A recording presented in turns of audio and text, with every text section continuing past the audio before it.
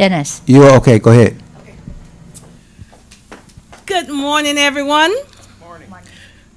Good morning out in the field as well. We do have some participants out in the video world. So this morning we have our great TSP representative here, Mr. Damian Robertson.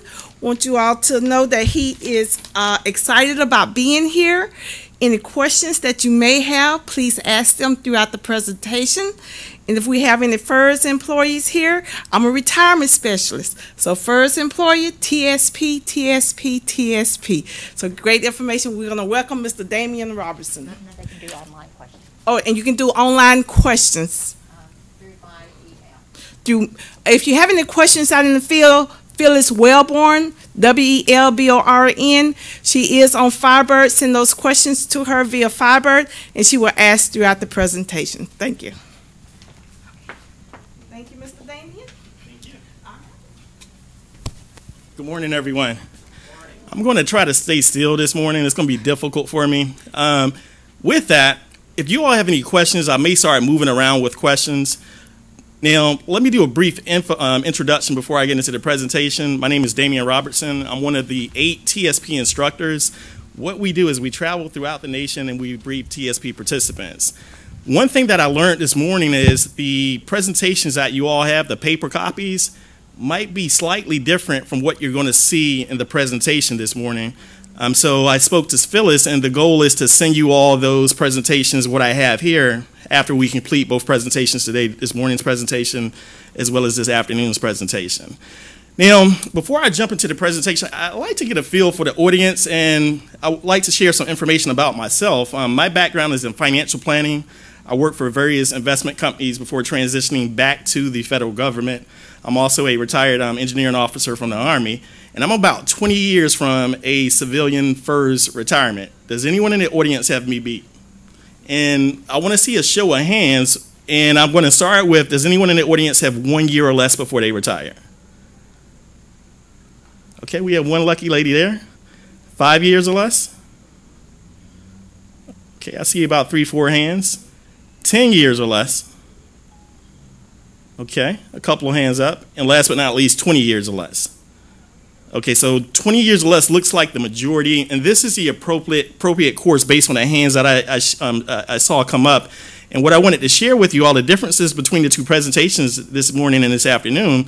The early to mid-career is a great presentation for all federal employees. So if you're 2 years away, 10 years, or 20 years away, this is a valuable presentation. It's going to go over the different investment options for a year. We're going to talk about our core funds, which are the G, C, F, I, and S funds. And we're also going to talk about the life cycle funds and how you could utilize those if you're not a investment expert, I would say. Now, with that, let's go over the agenda really quickly. So today we're going to be talking about your TSP contributions. We're going to talk about something very important when it comes to TSP, which is the expenses associated with them. And this is what separates us from the private organizations on the outside.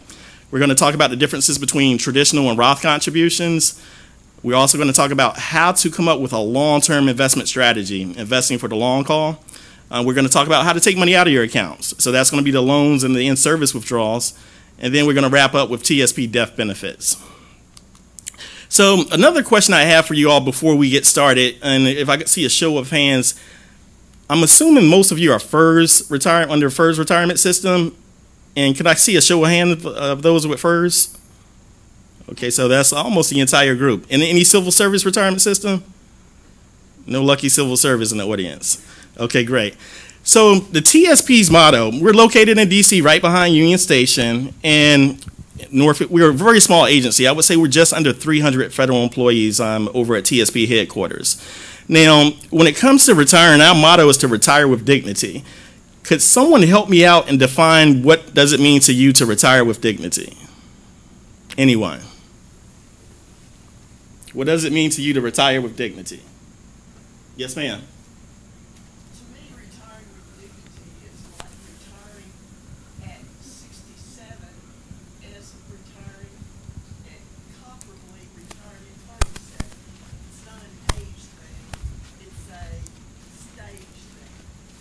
Correct, and we basically, thank you for sharing that with me, ma'am. We basically at the Thrift Retirement Investment Board, we want you all to be excited about retirement, especially with you all being FERS employees and the three components to your government benefits when it comes to Social Security, when it comes to your FERS pension, and your TSP. We want to educate you to the point where you're feeling very comfortable when you're reaching retirement. And you're ready for a retirement. You're actually excited for retirement. And that's what we feel when we say retired with dignity. So thanks again, ma'am, for sharing that with me. Now, again, as a federal employee under the FERS system, those three components that I just mentioned, we're going to spend the bulk of the time today talking about the Thrift Savings Plan. Matter of fact, we're going to spend almost 2.5 hours talking about the Thrift Savings Plan. But with that, the other two components are just as important when it comes to your Social Security benefit and also your FERS pension benefit. And again, these may be the three components of your retirement income, but it may be others out there as well. I know many of you have Roth IRAs. Some of you have traditional IRAs out there. Some of you have taxable investment accounts. You have money market savings accounts and savings accounts. Turn on the mic on.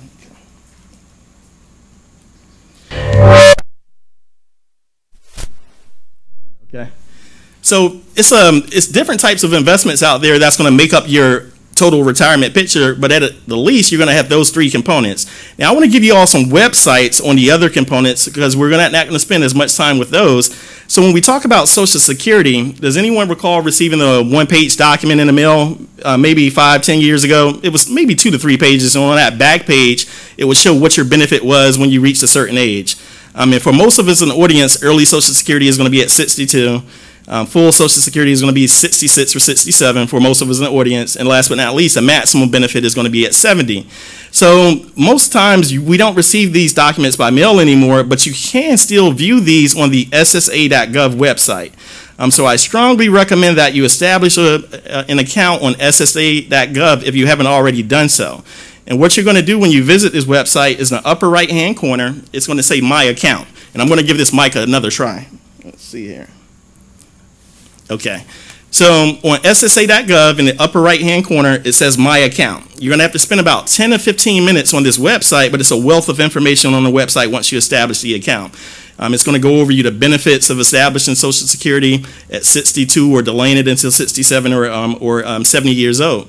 And does anyone in the audience know what let's say the interest rate is each year that you defer Social Security? Yes, sir. 8%. That's a pretty good interest rate. Are we guaranteed an 8% rate of return when it comes to the stock market or the bond market?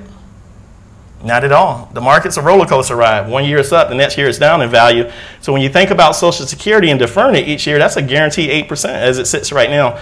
So visit this website, know the pros and cons of claiming early or claiming later to get the maximum benefit. And if you don't happen to have 10 to 15 minutes, they even have what's called a retirement estimator in the lower left-hand side of that website. Again, this is SSA.gov, lower left-hand. It's going to be a retirement estimator, and this one is a quick one. It's like 2 to 3 minutes of your time. The only information you're going to need to provide is, of course, your Social Security number, your date of birth. It's going to ask you for your mother's maiden name, and it's also going to ask for your last year's salary. And once you input this information, it's going to spit out that document we used to receive in the mail, that 2 to 3 page document to let you know exactly what your benefit will be, again, at those three ages, 62, 67, and 70. Another website that I recommend for you all for Social Security is consumerfinance.gov. You know, consumerfinance.gov is the website for the CFPB, the Consumer Finance Protection Bureau. And on this website, towards the lower right-hand corner, they also have a retirement estimator calculator. And this is one of my favorite calculators because it allows you to play around with your Social Security benefit depending on what age you choose to claim. And again, you will be able to start at 62, and it's going to be a sliding scale that you'll be able to move yourself. So you'll be able to go to 62 to 63 to 64, and each year it'll show you that 8% increase in what your benefit will be.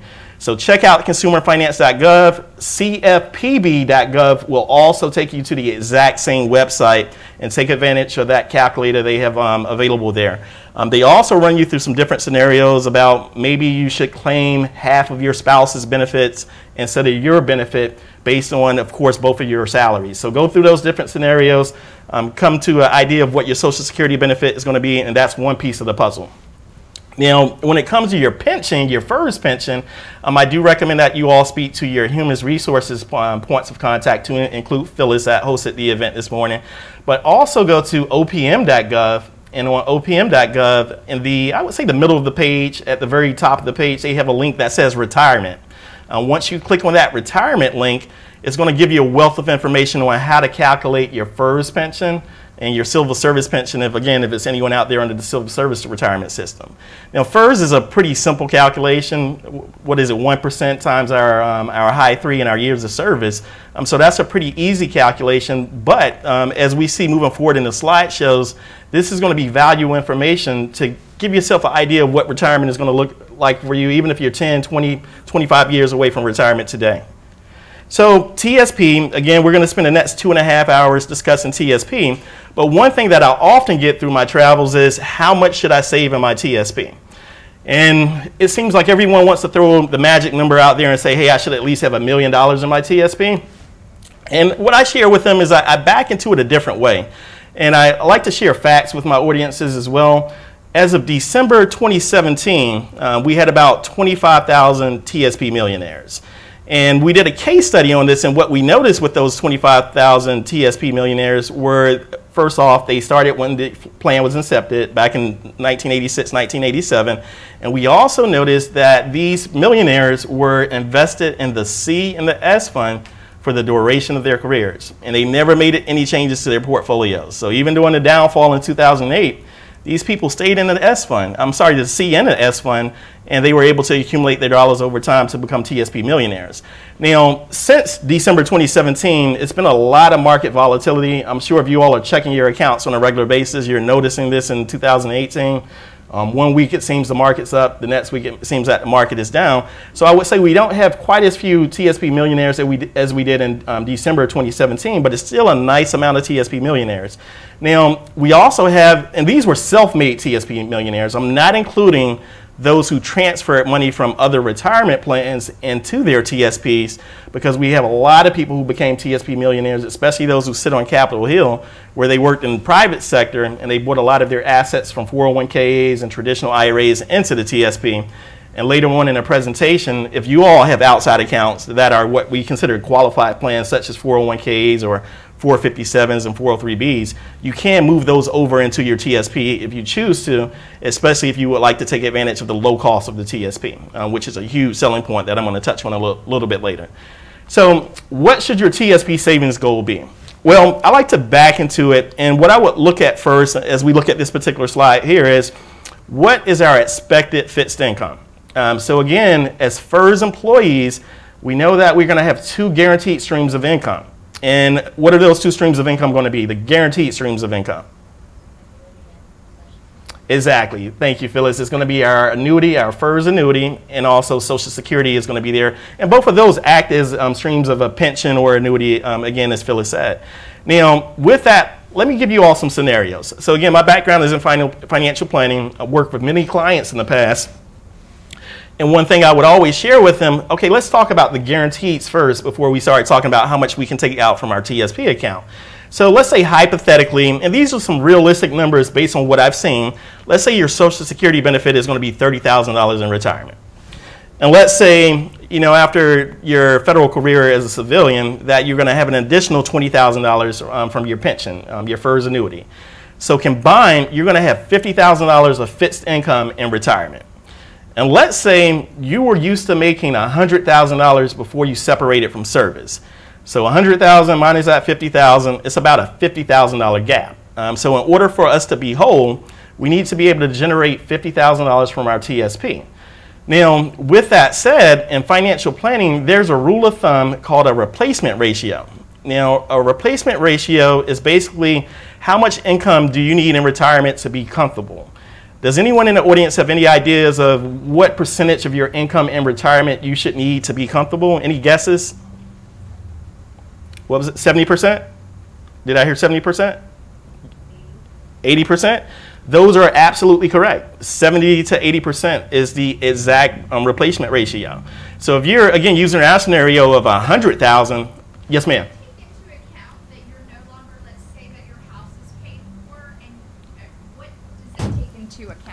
So we're using all of those considerations. So the question was, does this take into the account that the house is paid for now that I'm approaching retirement?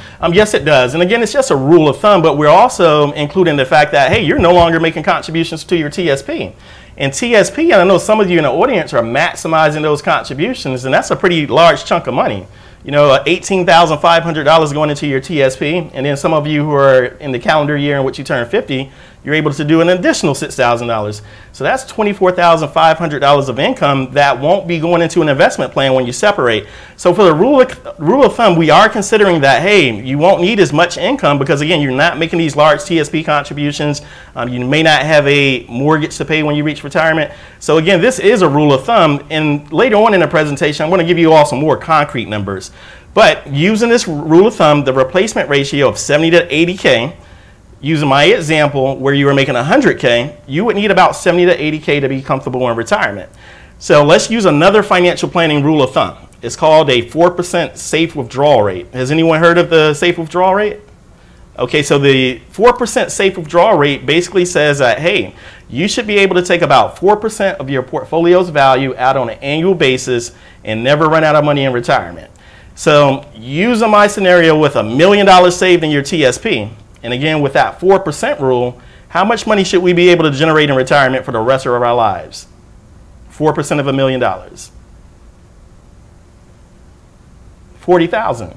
So $40,000 added to our fixed income sources, which were $50,000, that takes us to $90,000. So is that above and beyond the replacement ratio of 70 to 80%? And the answer is yes. We're $10,000 above using that 4% rule.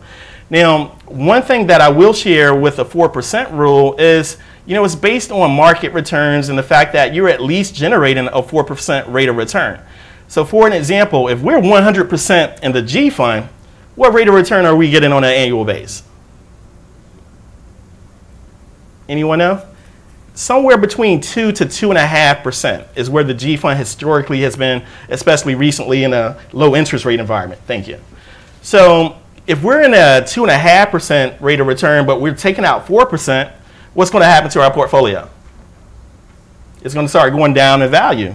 So we can't stay 100% in the G fund at 2.5% and expect to take out 4% in retirement and hope that our money is going to last us 30 years in retirement. So it's going to take some diversification and some asset allocation to make sure that the money is lasting us.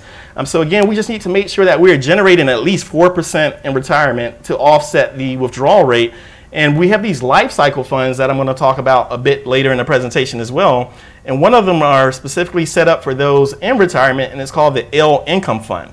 And that L Income Fund is mostly in the G fund. It's about 75% in the G fund. And with that L Income Fund, it's been able to generate historically about 5 to 6% return. So again, if we're generating about 5 to 6% on an annual basis and we're only taking about 4% out of our portfolios, that means that not only are our portfolios going to sustain itself, but it's going to grow a little bit as well. So keep in mind these rule of thumbs when it comes to planning for your own retirement. Again, we talked about the replacement ratio, which is 70 to 80%, and we also talked about the safe withdrawal rate of 4%. Now keep in mind, again, these are only rules of thumb just to give you an idea of where you are. Now, when it comes to that safe withdrawal rate, you're going to see some financial planners who will say 3%. And basically, they're trying to play it safe for you. They say that, hey, you know, the G fund is closer to 3%, so let's use the 3% rate. And then you have other financial planners who are a little bit more aggressive and say, hey, let's do a 5% or even a 6%. And then you're also going to have to ask yourself, do you want to leave any money to your beneficiaries in retirement? Because if you don't want to leave any no money to your beneficiaries, maybe you can up it to 8% and get to that zero balance by the time that you pass away. But just keep in mind, it's really up to your unique situation and what you want to do with the money, because again, using that 4% rule, the goal is to still leave your beneficiary with a nice little lump sum left in your TSP. Now, things are going to get a little difficult once you all reach the age of 70 and a half, where we have what's called the required minimum distribution, and I'm going to talk about that a bit later. But it starts off at about 3.65% when you turn 70 and a half, and 3.65% is the value of your TSP that you have to take out. Now, each year it gets incrementally higher, 4%, then it's 5%. When you're in your late 80s to early 90s, it's about an 8% required minimum distribution requirement. So keep all of that in consideration and in mind. Now, one of the calculators that we have available on tsp.gov is called the ballpark estimate. Now, the ballpark estimate is more of a concrete evidence of if you're on track for a comfortable retirement. And I recommend that you all utilize this one if you have some time, but you're going to have to bring some information to the table with a ballpark estimate. So some of the information you're going to have to bring to the table, you're going to have to know what your Social Security benefit is. And again, you're able to get this off of the SSA.gov website. You're also going to have to know what that FERS pension is going to look like. And again, this is talking to your human resources specialist, or even going to the OPM website and doing your calculation yourself. And you're also going to have an idea of what your rate of return is for your portfolio and what percent you're going to be contributing, because we're going to ask you for all of this input to come up with an output for you. So, yes, ma'am. Teetering, so to speak, on your, what if you're undecided on when you're going to draw and pick your Social Security age limit? I would say and the question again is, if you're undecided on when you're going to claim Social Security, you may think, hey, let's do it at 62 or let's do it at 67. I would say run various scenarios for yourself and kind of see what works best for you. And what I've seen in the past when it comes to, when should I claim Social Security is, again, the fact that you're getting that guaranteed 8% rate of return. I've seen some federal employees who have decided to hold off until 67, and in the meantime, they use their TSP to complement that gap. So from 62 to 67, since they're not going to take Social Security, they may start taking money out of their TSP to complement that FERS pension. And that way, they can fill the gap from 62 to 67, and at 67, once Social Security kicks in, they can turn your TSP back off and allow it to continue to grow again. And then at 70 and a half, they'll unfortunately have to kick it back on at 70 and a half. So I would say run some various scenarios when using this calculator. Run a scenario saying that, hey, I'm going to claim it at 62. Run a scenario that's saying I'm going to claim it at 67. And then we'll run a scenario where you're going to claim it at 70. Am I answering your question, ma'am? Okay. Phyllis, did you have a question? Yes, we're going to have Social Security here tomorrow morning doing a presentation, and that question is asked quite often, so that may be a presentation you might want to attend. Okay. Thank you, Phyllis. So again, you're going to have to bring some information to the table to use this ballpark estimate. And one of the questions I don't like that we have to enter in this ballpark estimate is how long we're going to live, and none of us know the answer to that. So with that one, again, I would say use some different scenarios when you take advantage of this, this calculator here. Another thing that you're going to have to input with this calculator is how much do you think you're going to need on a monthly basis when it comes to the income. So again, somebody say, okay, I need to at least generate $1,000 along with my other pensions, or $2,000, $3,000. Whatever you think you're going to need in line with Social Security and in line with your FERS annuity, you're going to have to guesstimate. And what this calculator is going to do, based on all of the information that you provided, is going to give you a success rate. And the success rate should at least be 80%. Anything less than 80%, you're going to have to tweak your scenario a little bit, meaning that you're going to have to increase your contributions, or maybe you're going to have to go with a more aggressive allocation. So you're going to have to come up with different scenarios. Yes, ma'am, you have a question there? I have another question. So I have rental properties, and does that allow you to put in other means of It income? does. Yes, ma'am, Okay. it does. So again, if you have rental income, it's going to allow you to input that. Again, if you have Roth IRAs that you want to start withdrawing from, or taxable investment accounts, all of those inputs are available on this ballpark estimate. So again, with the rule of thumbs that I shared with you earlier, that's something you could do easily at your desk with the 4% rule and also with the replacement ratio rule. And again, it's nice to know that, hey, I have $1 million saved in my TSP. Using the 4% rule, I know for the rest of my life I can generate about $40,000 a year.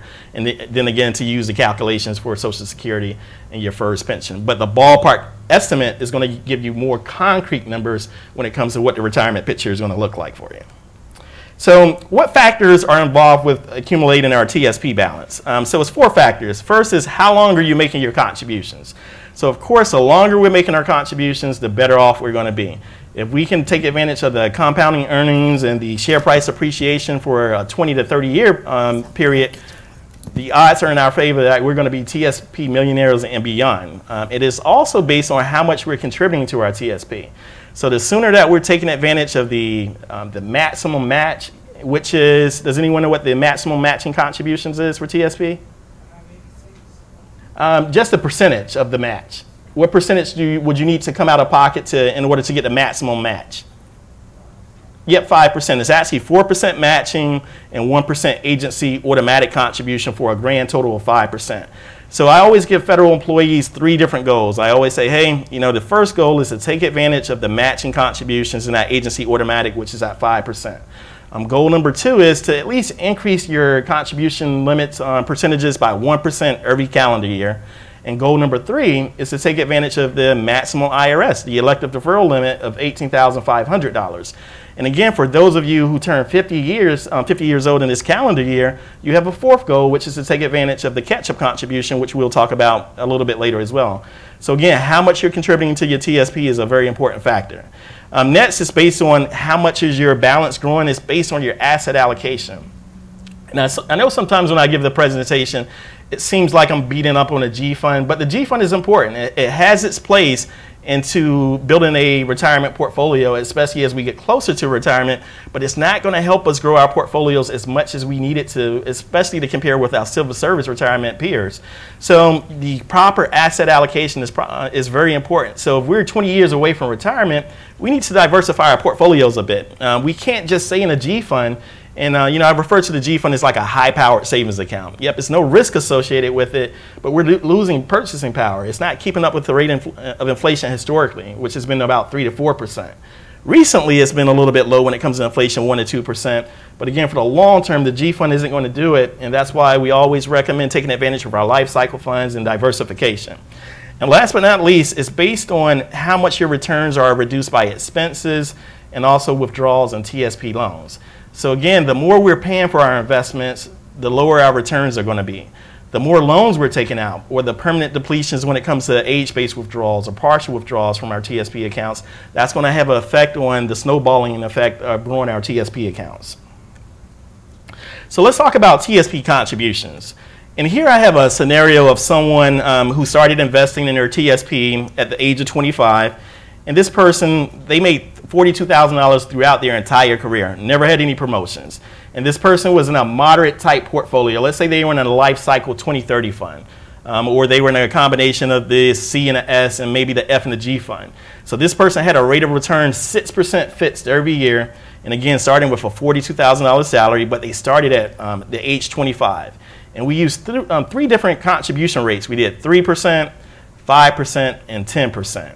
So let's talk about the 3% first. So again, this person starting at 25 and investing in TSP for the next 30 years until they're about 65 years old, they're going to have how much in your TSP? Actually 40 years until they reach 65. At 3%, and why would we choose 3%? Any guesses on why we chose a 3% contribution rate? Exactly. Yes, ma'am. So 3% is the default rate. So if you're a newly hired employee or a rehired employee, we're going to default you at 3%. And in 2020, we're going to increase that to 5% because we don't want you to miss out on any of those matching contributions. So again, if this doesn't work for you as a new employee, or it's just too much coming out of your paycheck per pay period, you are able to opt out of it and we'll reimburse you what we invested initially. But we do recommend that you take advantage of that 5%. So we use 3%, again, as the lady shared, it is the opt-in rate. We use 5% because it was the maximum match rate, and we use 10% because it's a nice round number. Now, when we look at this particular chart for a 25-year-old, even at 3%, they're going to be at almost $500,000 by the time that they approach retirement. And again, if they're contributing 10% since they enter service as a federal employee, they're going to have $1 million saved in their TSP. And again, this is a moderate portfolio, maybe a life cycle 2030 or a life cycle 2020, or a mix of stocks and bonds, which we're going to talk about a little bit later. Now, on the opposite end of the spectrum, someone who's starting a little bit later, maybe they entered federal service a bit later and entered at age 55, they're going to be behind the power curve when it comes to the balance in your TSP. As you see in all 3 scenarios, they're going to be below $250,000, $250,000. So maybe what they could do is they work with a previous employer and they have a 401k out there. So they could roll that 401k into their TSP, and maybe they look just like that 25-year-old who was investing for the last 30 to 40 years. So again, this slide here is talking about the power of compounding earnings as well as share price appreciation. So let's talk about contribution elections. So 2 ways you can set up your contribution elections. One way is to do a TSP-1 form, which I've seen most human resource specialists our first days as civilian employees, they will have us complete one of these. But the easiest way is to actually go into your payroll system. And every agency that I visit tends to have a different payroll system. Phyllis, what payroll system do you all use? National Finance Center. National Finance, is that under Employee Express or EPP? So EPP is a payroll system that you're going to have to log into to change your contribution types, your tax treatments, as well as a dollar amount or percentage. So again, two options for you all. You can use a TSP1 form, which is available on tsp.gov, or you can give us a call at the Thrift line, which is located on the tsp.gov website, or you can give us the phone call or the going online to get this form. But the easiest way, again, is logging into EPP and choosing your tax treatment, whether that be traditional, Roth, or a combination of both, and also doing your percentage or dollar amount. And as civilians, we are allowed to do both. We can do percentages and dollar amounts. I'm going to talk a little later about why it may make more sense to do a dollar amount, especially as if you're getting close to maximizing that $18,500 or the $24,500. So again, your tax treatments, traditional, which is pre-tax, or Roth, which is after tax. And again, we can choose the whole dollar amount or a percentage. Now, the electives are generally effective the first full pay period after receipt by the agency, and you can start, stop, change, or resume contributions using EPP or the TSP1 at any time. We don't limit you on adjusting your contribution amount on an annual basis as many times as you would like to. So next we have the sources and limits. So you have two sources of contributions. You have your participant contributions, the money that is coming out of your pocket, and you also have your agency contributions. So for the participant contributions, and I heard a lot of you talking earlier, but it seems that everyone knows what these maximum amounts are. The regular contribution limit, which is called the elective deferral for 2018, is $18,500. And again, this can be a mix of traditional and Roth dollars. Now, it's not $18,500 for traditional and another $18,500 for Roth. It's $18,500 combined. So again, you could choose either or you could choose a combination of both. Now, the catch-up contribution is $6,000 for 2018, and it works the same way. You can't exceed $6,000, but it could be a mix of traditional and Roth or either or. And we're going to talk about the catch-up contributions, I believe, in the next slide. Now, you also have agency contributions, and we mentioned this a bit earlier. You have two sources of agency contributions. You have your agency matching contributions that are maximized at 4%, and you also have your agency automatic contribution, which is 1%, for a grand total of 5%. Now, let me give you all a scenario. Let's say that you've done your homework and you've looked at your tax situation and you've decided that for you, Roth contributions make the most sense. So after tax, Roth contributions make the most sense for you. When you go to look at your TSP balance, will you also have a traditional bucket with money in it? And I see people shaking their head. So the answer is yes. You will have a traditional bucket even if you're contributing 100% of the money coming out of your pocket to the Roth. And the reason for that is the matching contributions and the agency automatic contributions will always be traditional monies. It will never go into the Roth. So even if you're contributing 100% to Roth, you're still going to have some traditional money in your account when you look at your statement. Any guesses on why the agency doesn't allow us to do Roth contributions? You know, I believe the reason for that is the benefit they're giving us of the additional free money to our retirement package. They're not going to pay the tax consequences on it as well. So when you think about Roth money, that's after-tax money. So if they were to contribute the Roth money to us, not only would they be gifting us some money, but they would be paying taxes on it as well. So when it comes to the agency contributions, that agency automatic and as well as the matching, that will always be into traditional bucket. So let's go one step further and let's take a look at the employee contributions. As we mentioned earlier, all new and rehired employees are auto-enrolled at 3%, but you can opt out. Again, we can contribute any whole dollar amount or percentage up to the IRS elective deferral limit. And when it comes to the money that's coming out of our pockets, it's no vesting requirement. And you know, when we talk about vesting, we're just basically saying, hey, how long do I have to wait until all of this money belongs to me? So for most federal employees, the vesting period is 3 years. And that only applies to that 1% agency automatic contribution. So it's only a small percentage where we have to wait 3 years before we walk away from the table in order to keep that money. Everything else is ours. So what's coming out of our pocket, as well as those agency matching contributions, we could do 1 month of service or 6 months or 5 years. That money comes with us right away. It's only that 1% agency automatic contribution that stays, that follows that vesting requirement. So let's talk about the agency contributions. So again, agency automatic 1%, 3-year vesting for most federal employees. Matching contributions are based on your first 5% of employee contributions. And this is, again, traditional or Roth, and it's no vesting requirement with those monies. So let's take a look at the contribution rules. So it's pretty simple up to the first 3%. But if you have decided that TSP isn't for you and you're not going to make any contribution, it just doesn't work for your situation. So let's say out of pocket, let's look at that first row. You put in 0% into your TSP. But as we move over in that first row, we see the agency automatic contribution will still receiving 1% from our agency. So although we're not putting anything in our TSP, our agency is still giving us 1%. So we're going to have a total contribution of 1% if we're not giving anything. So let's jump down to the fourth row. So if we're contributing 3% to our TSP, we're still getting that 1% from our agency, the automatic. We're getting an additional 3% and some matching contributions for a grand total of 7%.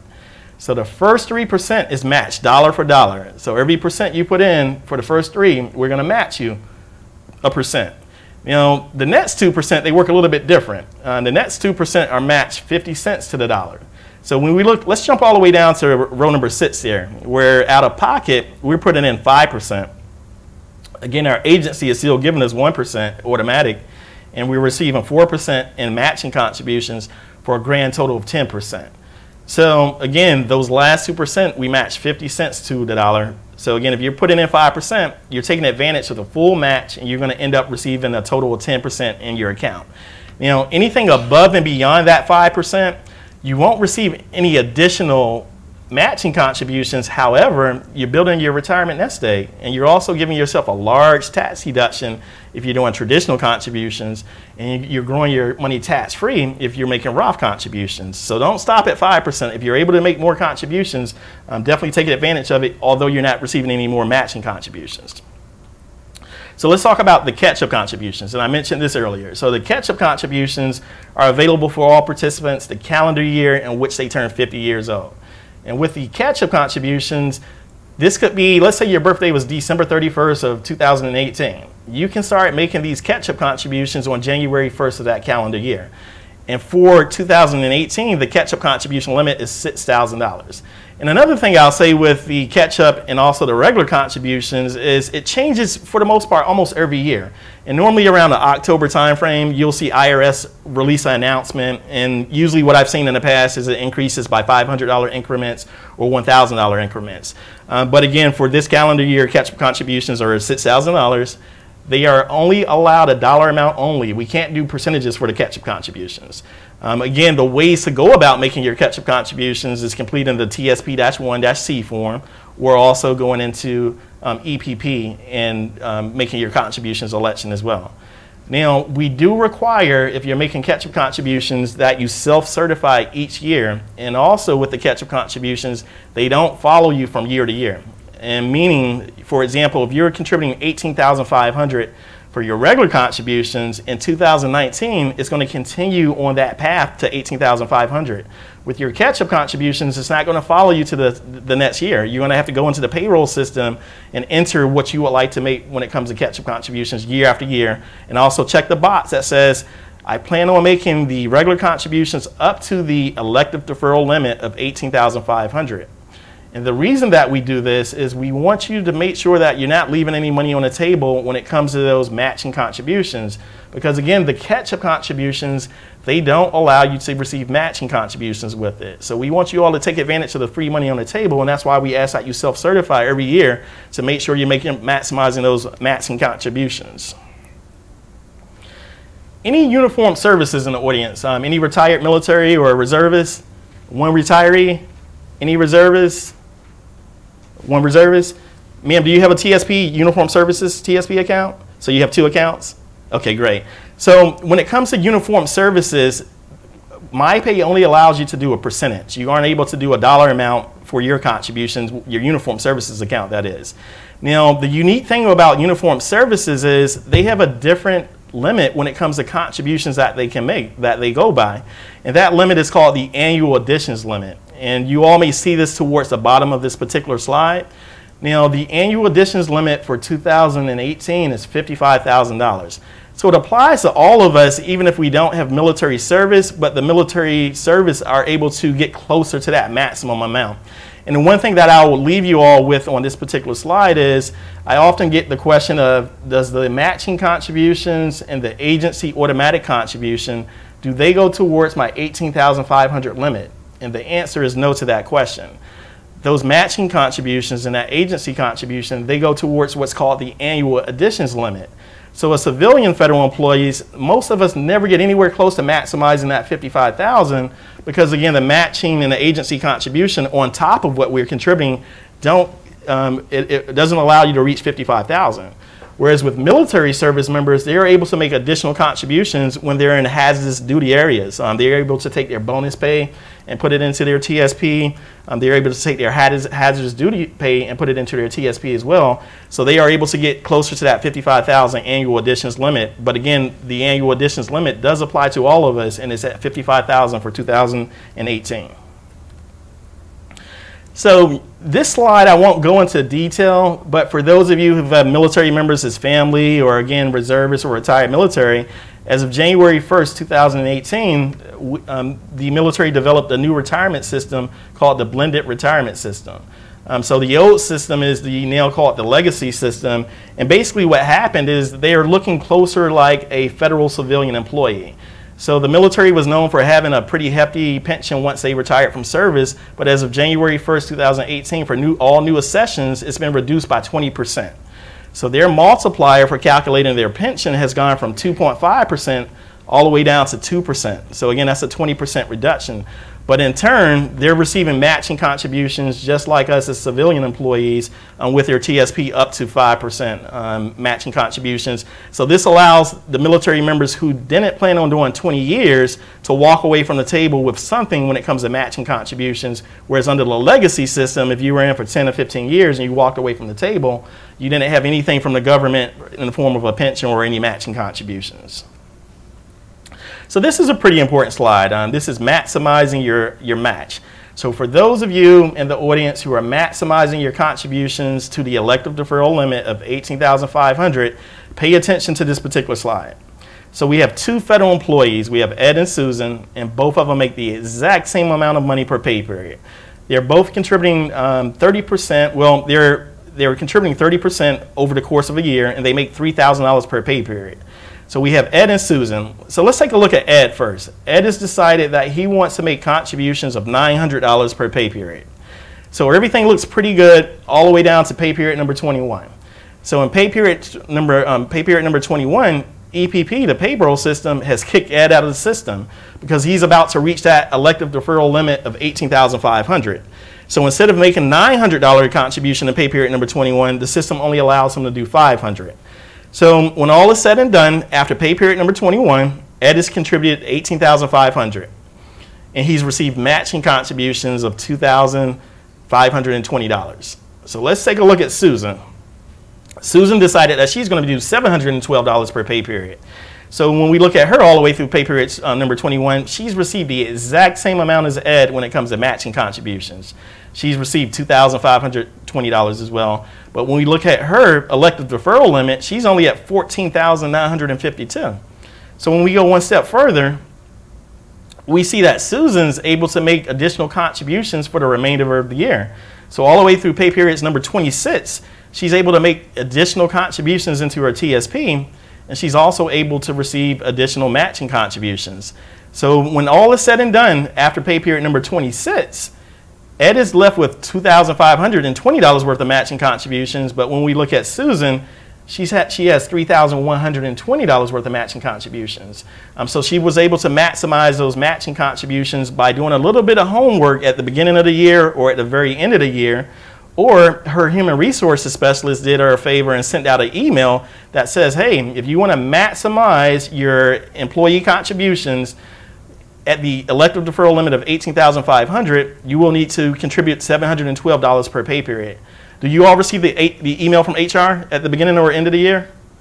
So it's one thing that I urge that all human resources kick the email out just to give you an idea. And if you're not receiving it, you could just do a little bit of homework yourself. You're just going to have to know a couple of numbers. At first, you're going to have to know what the elective deferral limit is, and you're also going to have to know the number of pay periods in your calendar year. And so for this calendar year, it varies with different agencies. Some agencies have 26 pay periods. Some have 27 pay periods this calendar year. So you're just going to have to do some math yourself. You're going to have to take 18,500 and divide it by the number of pay periods, and that will let you know the dollar amount that you would need to contribute in order to maximize the elective deferral limit as well as the matching contributions. And again, if you want to do the catch-up contributions along with it, you're going to do the math there as well. You're going to have to know what the limit is. Again, catch-up contribution, $6,000 divided by the number of pay periods. Let's say it's 26, and that'll let you know the amount of money that you should contribute per pay period. Now, for those of you who are not maximizing the $18,500, don't worry about this particular slide. The thing that I would say there, as long as you're doing 5%, you're going to maximize your match. But once you get to that $18,500, that's when you're going to have to do a little bit of math or get the email from your human resources to make sure you're on track. So a question for you all, using this particular slide here, it may be a reason that Ed decided to do $900 per pay period. Any guesses on why he may have chosen to go with a larger amount from the very beginning of the year? He's going to retire. Phyllis, you were good. Yep, he's going to retire. So exactly. So maybe Ed is going to retire before the end of the calendar year. So his goal is not to necessarily get matches every pay period, but he wants to get that large tax deduction before he walks away from the table. So again, his goal is to make sure he can get an $18,500 tax deduction because he's going to do traditional TSP contributions. Now, with that scenario, I want to mention something else because Jack was talking to me earlier. So let's say that you're going to retire from federal service during the middle of the year, and you did as Ed did in this scenario. Let's say you're going to walk away from the table in July, and you maximize the $18,500 by July of that particular calendar year, but your plans were to go on the outside and work with a civilian company that has a 401k. Now, when you join that civilian company that has a 401k, they don't know what you did in federal service, so they're going to allow you to continue to make contributions into the new 401k plan. But guess what? The 401k plan and TSP go by the same contribution limits, $18,500. So you have to be careful with that because the new 401k company is not going to reach out to TSP and say, hey, how much did Ed contribute? So he won't go over that $18,500. So if you're approaching retirement, and again, you're going to go on board part-time with another company or with a full-time with another civilian private sector company, make sure you don't exceed the $18,500 with one company and then start making contributions with another company. And we're going to talk about the different types of accounts in which you can make contributions to a little bit later in the presentation. So let's talk about TSP expenses. So one of the most unique things with the TSP is the fact that we're at extremely low cost when you compare us to our competitors and the average 401k on the outside. So with TSP, the only cost that we have is called the expense ratio. And the expense ratio for the TSP is 0.03%, extremely low cost.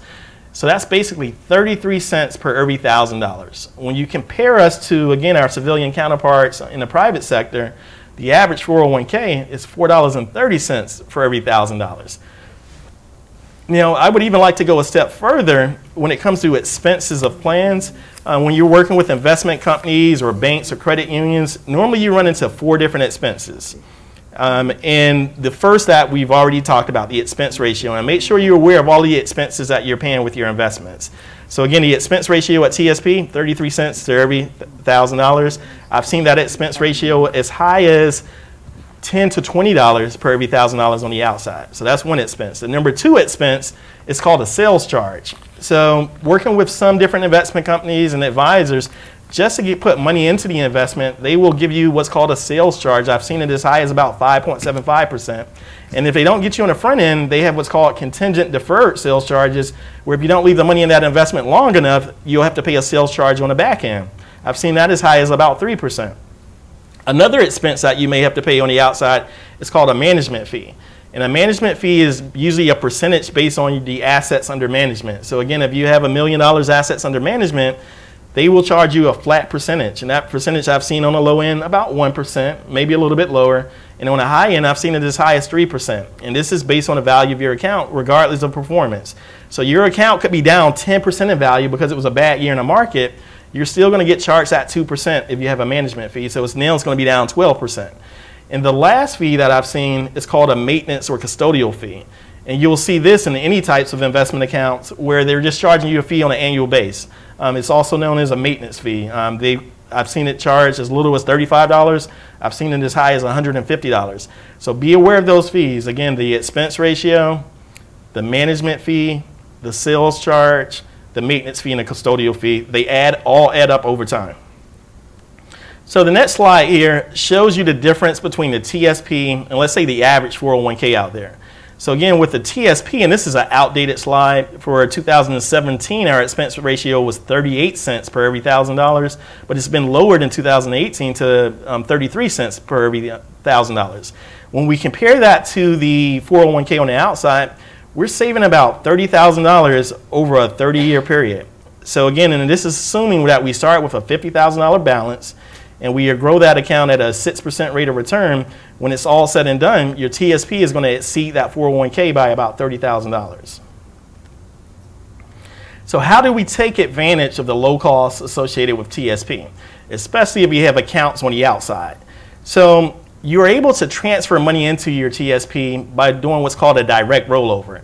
Now, with a direct rollover, the tax burden does not belong to you because, again, the check is going to be made payable to the receiving institution. So in this example, if you're bringing money from an IRA to TSP, either the check is going to go directly from that losing institution to the new institution, and it's going to be made payable to that new institution. So you don't have to worry about any tax liability there. So to complete a direct rollover, you're going to have to complete one or two forms. The first form is going to be a TSP 60, and that form is available online on tsp.gov, or you can give us a phone call and we'll mail that document out to you as well. It's a one-page document, really easy to complete. It's probably going to take 5 minutes of your time.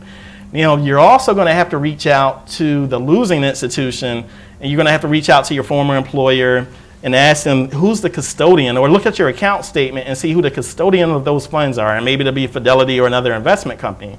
But you're going to have to reach out to that investment company and ask them if they require any paperwork as well. And what I've seen, some companies don't, but the majority of them do require their own paperwork, and they make it really difficult for you to get your money out of the account. And when I say difficult, they send you a lot of paperwork. Usually it's somewhere between 20 to 30 pages. And out of that 20 to 30 pages, you probably only need to complete 2 to 3 pages. But it's a lot of verbiage on those documents. But it's worth it. I would say stay the course with it. Have a financial planner help you with the paperwork. Or just let the investment company's customer service representative walk you through. But it's worth moving money into your TSP to take advantage of that low cost. Yes, ma'am.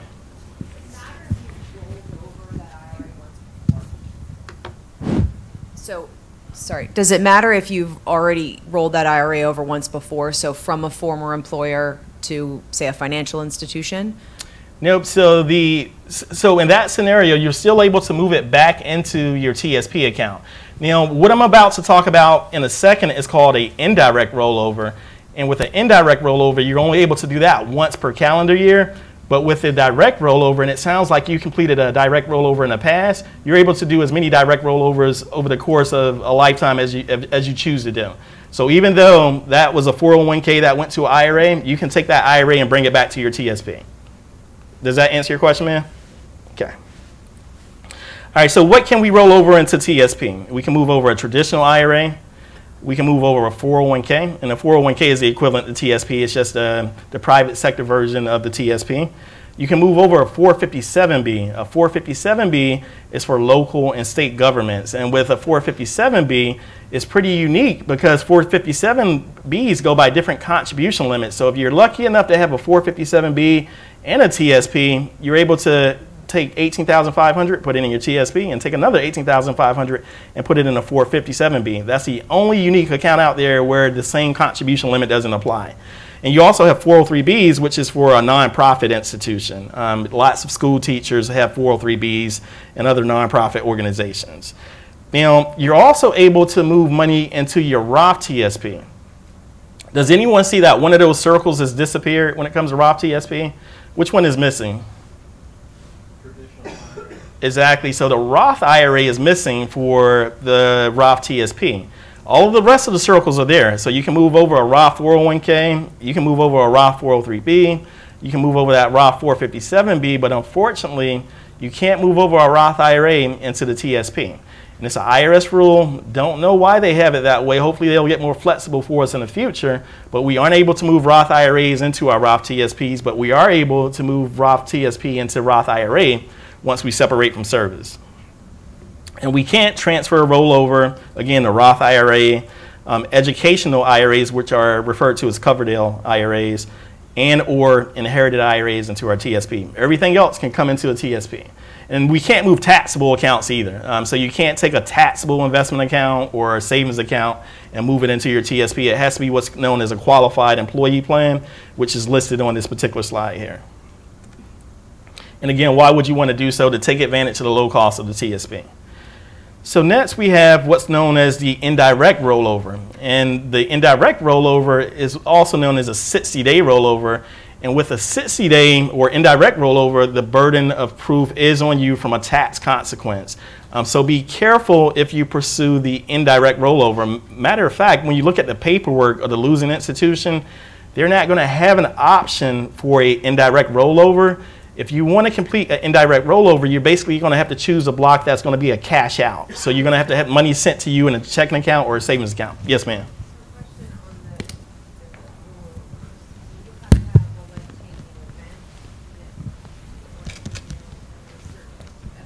That have to be happening in your life in order for you to take the money outside and put it in your TSP. Okay. So again, the question is, would you have to have a major life event in order to move the account from an outside account into the TSP? And the answer is no.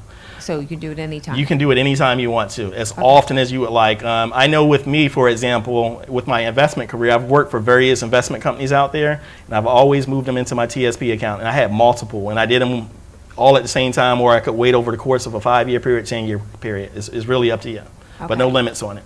Okay, and then I have a Roth IRA outside, so you're saying we cannot put the Roth IRA in a traditional? Yep, unfortunately, you can't move a Roth IRA into your TSP. Okay. Yeah, but it can go the other way around. And I'll talk about why it may be beneficial to go the other way once you separate from service, but we can't move Roth IRAs into TSP. I hope that rules changes, because I want to put a Roth IRA in my TSP as well. I know, right? Thank you. So the indirect rollover. So if we're going to complete an indirect rollover, again, most likely, it's not going to have an option for this on the losing institution's paperwork. It's going to have to be a cash out. You know, anytime there's a cash out and a check is made payable to us, what's going to happen? There you go. Jack hit it on the nose. Anytime we receive a check made payable to us, it's going to be some tax withholdings. And most likely it's going to be 20% federal tax withholdings, and it's going to be some state liability there as well. So in order to complete this indirect rollover, we have 60 days to get this check into the new qualified plan, which may be the TSP. And not only that, but we also have to take the 20% that was withheld, and we need to use that money from another source. So maybe it has to come from a savings account or a checking account or another investment account to make it whole. Now, if this is not completed within that 60-day period, it's going to be a taxable event on that entire dollar amount. So again, 20% was withheld, but what if you're in a 30% tax bracket? You're going to owe additional 10% in taxes. And what if you're not 59.5? That's going to be another 10% on top of it. So be careful with the indirect rollover, again, with that 60-day clock. Now, I've seen the indirect rollover for 2 different reasons why people use indirect rollovers. One is the fact that it was just a mistake. They made a mistake on the paperwork, and they ended up receiving a check that was made payable to them, the participant. Now, in that scenario, most times the investment company will work with you. You just have to let them know, hey, I received a check. It was 20% withhold. I was trying to get it into my TSP. What can I do? And they'll reissue you a new check and ask you for what the current check. The other reason is someone may have a game plan. Maybe, you know, they want to pay off credit card debt, and they believe that in with a 60-day period, they're going to have some money to make up the difference to get it into their TSP. And then I've seen some gamblers, casinos in DC all over the place. people will take that check and go to the casino and try to double it and keep the money that they had and put the rest of it back into their plan. That's not a recommendation. I'm just sharing with you all why people do indirect rollovers, but I would urge you to go the direct route so you don't have to worry about the burden of tax proof and pay penalties when it comes to 10% and ordinary income taxes, but the indirect rollover is an option there for you. Okay, next we have combining TSP accounts. So this would be for those of you in the audience who have a uniform services account as well as a civilian account. Now, you're going to have to complete what's called a TSP 65 or 65 in order to combine those two accounts. But think long and hard before you combine the accounts because both offer different beneficial options. And I'm going to go over a few. And if you're considering this, speak with me during one of the breaks and I'll go into more detail with you on why you may not want to combine it or why it would make sense to combine it. But with let's say you're separated from service. So you're retired military, you have your uniform services account, you have your active civilian account. So your military account becomes what's known as an inactive account because you're no longer active. So that's a separated account. So you have separated withdrawal options.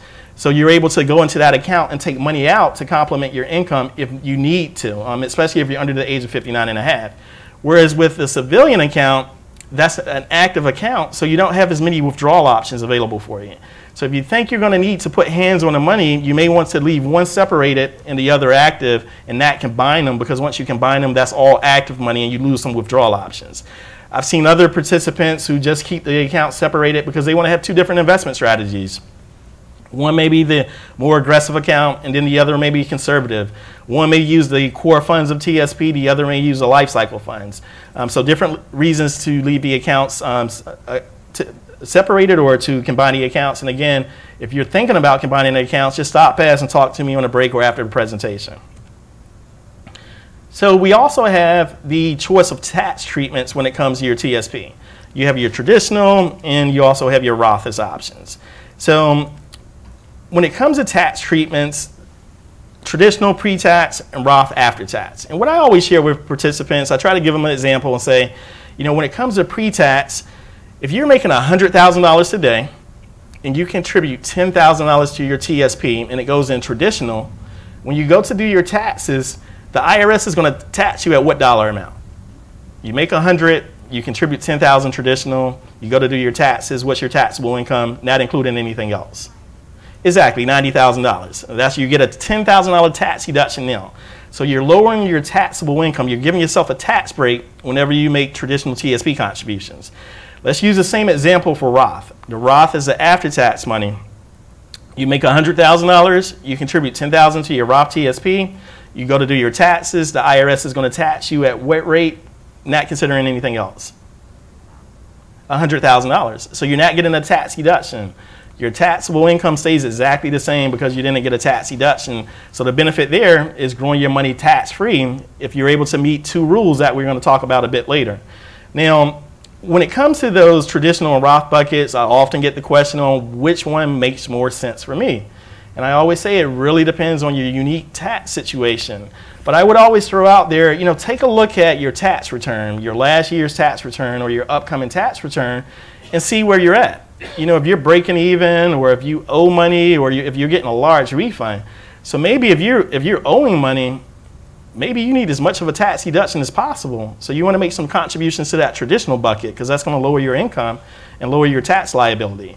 And if you're breaking even, maybe you can do a combination of both. You can make some traditional contributions and some Roth contributions. You know, if you're getting a huge refund, maybe you can make some Roth contributions to your TSP because you're getting a refund. It's letting you know you have a little bit of room so you can grow some money tax-free. And when it comes to the Roth TSP, man, I'd love to grow some money tax-free. Can you imagine becoming a TSP millionaire and most of that money is Roth TSP and you're in retirement and you pull money out of the account and you don't owe any taxes on it? That's a pretty powerful account. So, but it all is based on your unique tax situation and what works for you. Tax me now or tax me later. So let's talk about traditional TSP contributions. So traditional contributions are deducted from your gross pay before taxes. They lower your current taxable income and gives you a tax break today. Phyllis, before I move on, I just hit the hour. Would we like to take a break and I can finish up with the last hour and a half or hour? Yes, let's take a 10-minute break. Is that good for everyone? 10:35 now? Yeah, let's return at 10:45. That's 10 minutes. Also, I'd like we hand you the mic so the folks out in the field will be able to hear your question. Wait until we hand you the mic. Thank you. Thanks, Joe.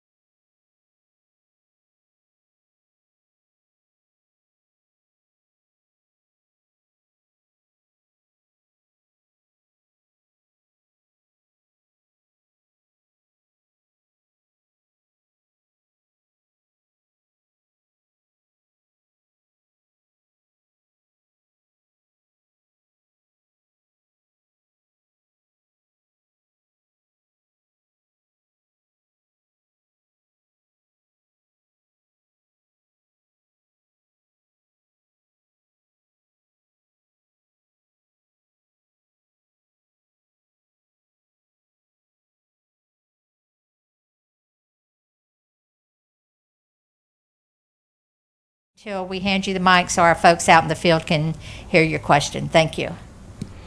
Okay, everyone, I'm going to go ahead and get started so we can make it through the next 50 slides in about an hour and a half tops. So I was speaking to Jack during a break, and for this particular presentation, we don't get into a lot of detail about the required minimum distribution, which occurs at the age of 70 and a half. But one point in our conversation that I wanted to share with everyone is one of the reasons that you may want to transfer money into the TSP to include those traditional IRAs, 401ks, and 457 plans is if you plan on working beyond the RMD age of 70 and a half.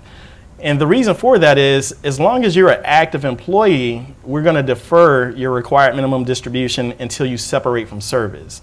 So if you want to be a federal employee into your 80s and into your 90s, we will not require you to take money out of your account as long as you're an active employee.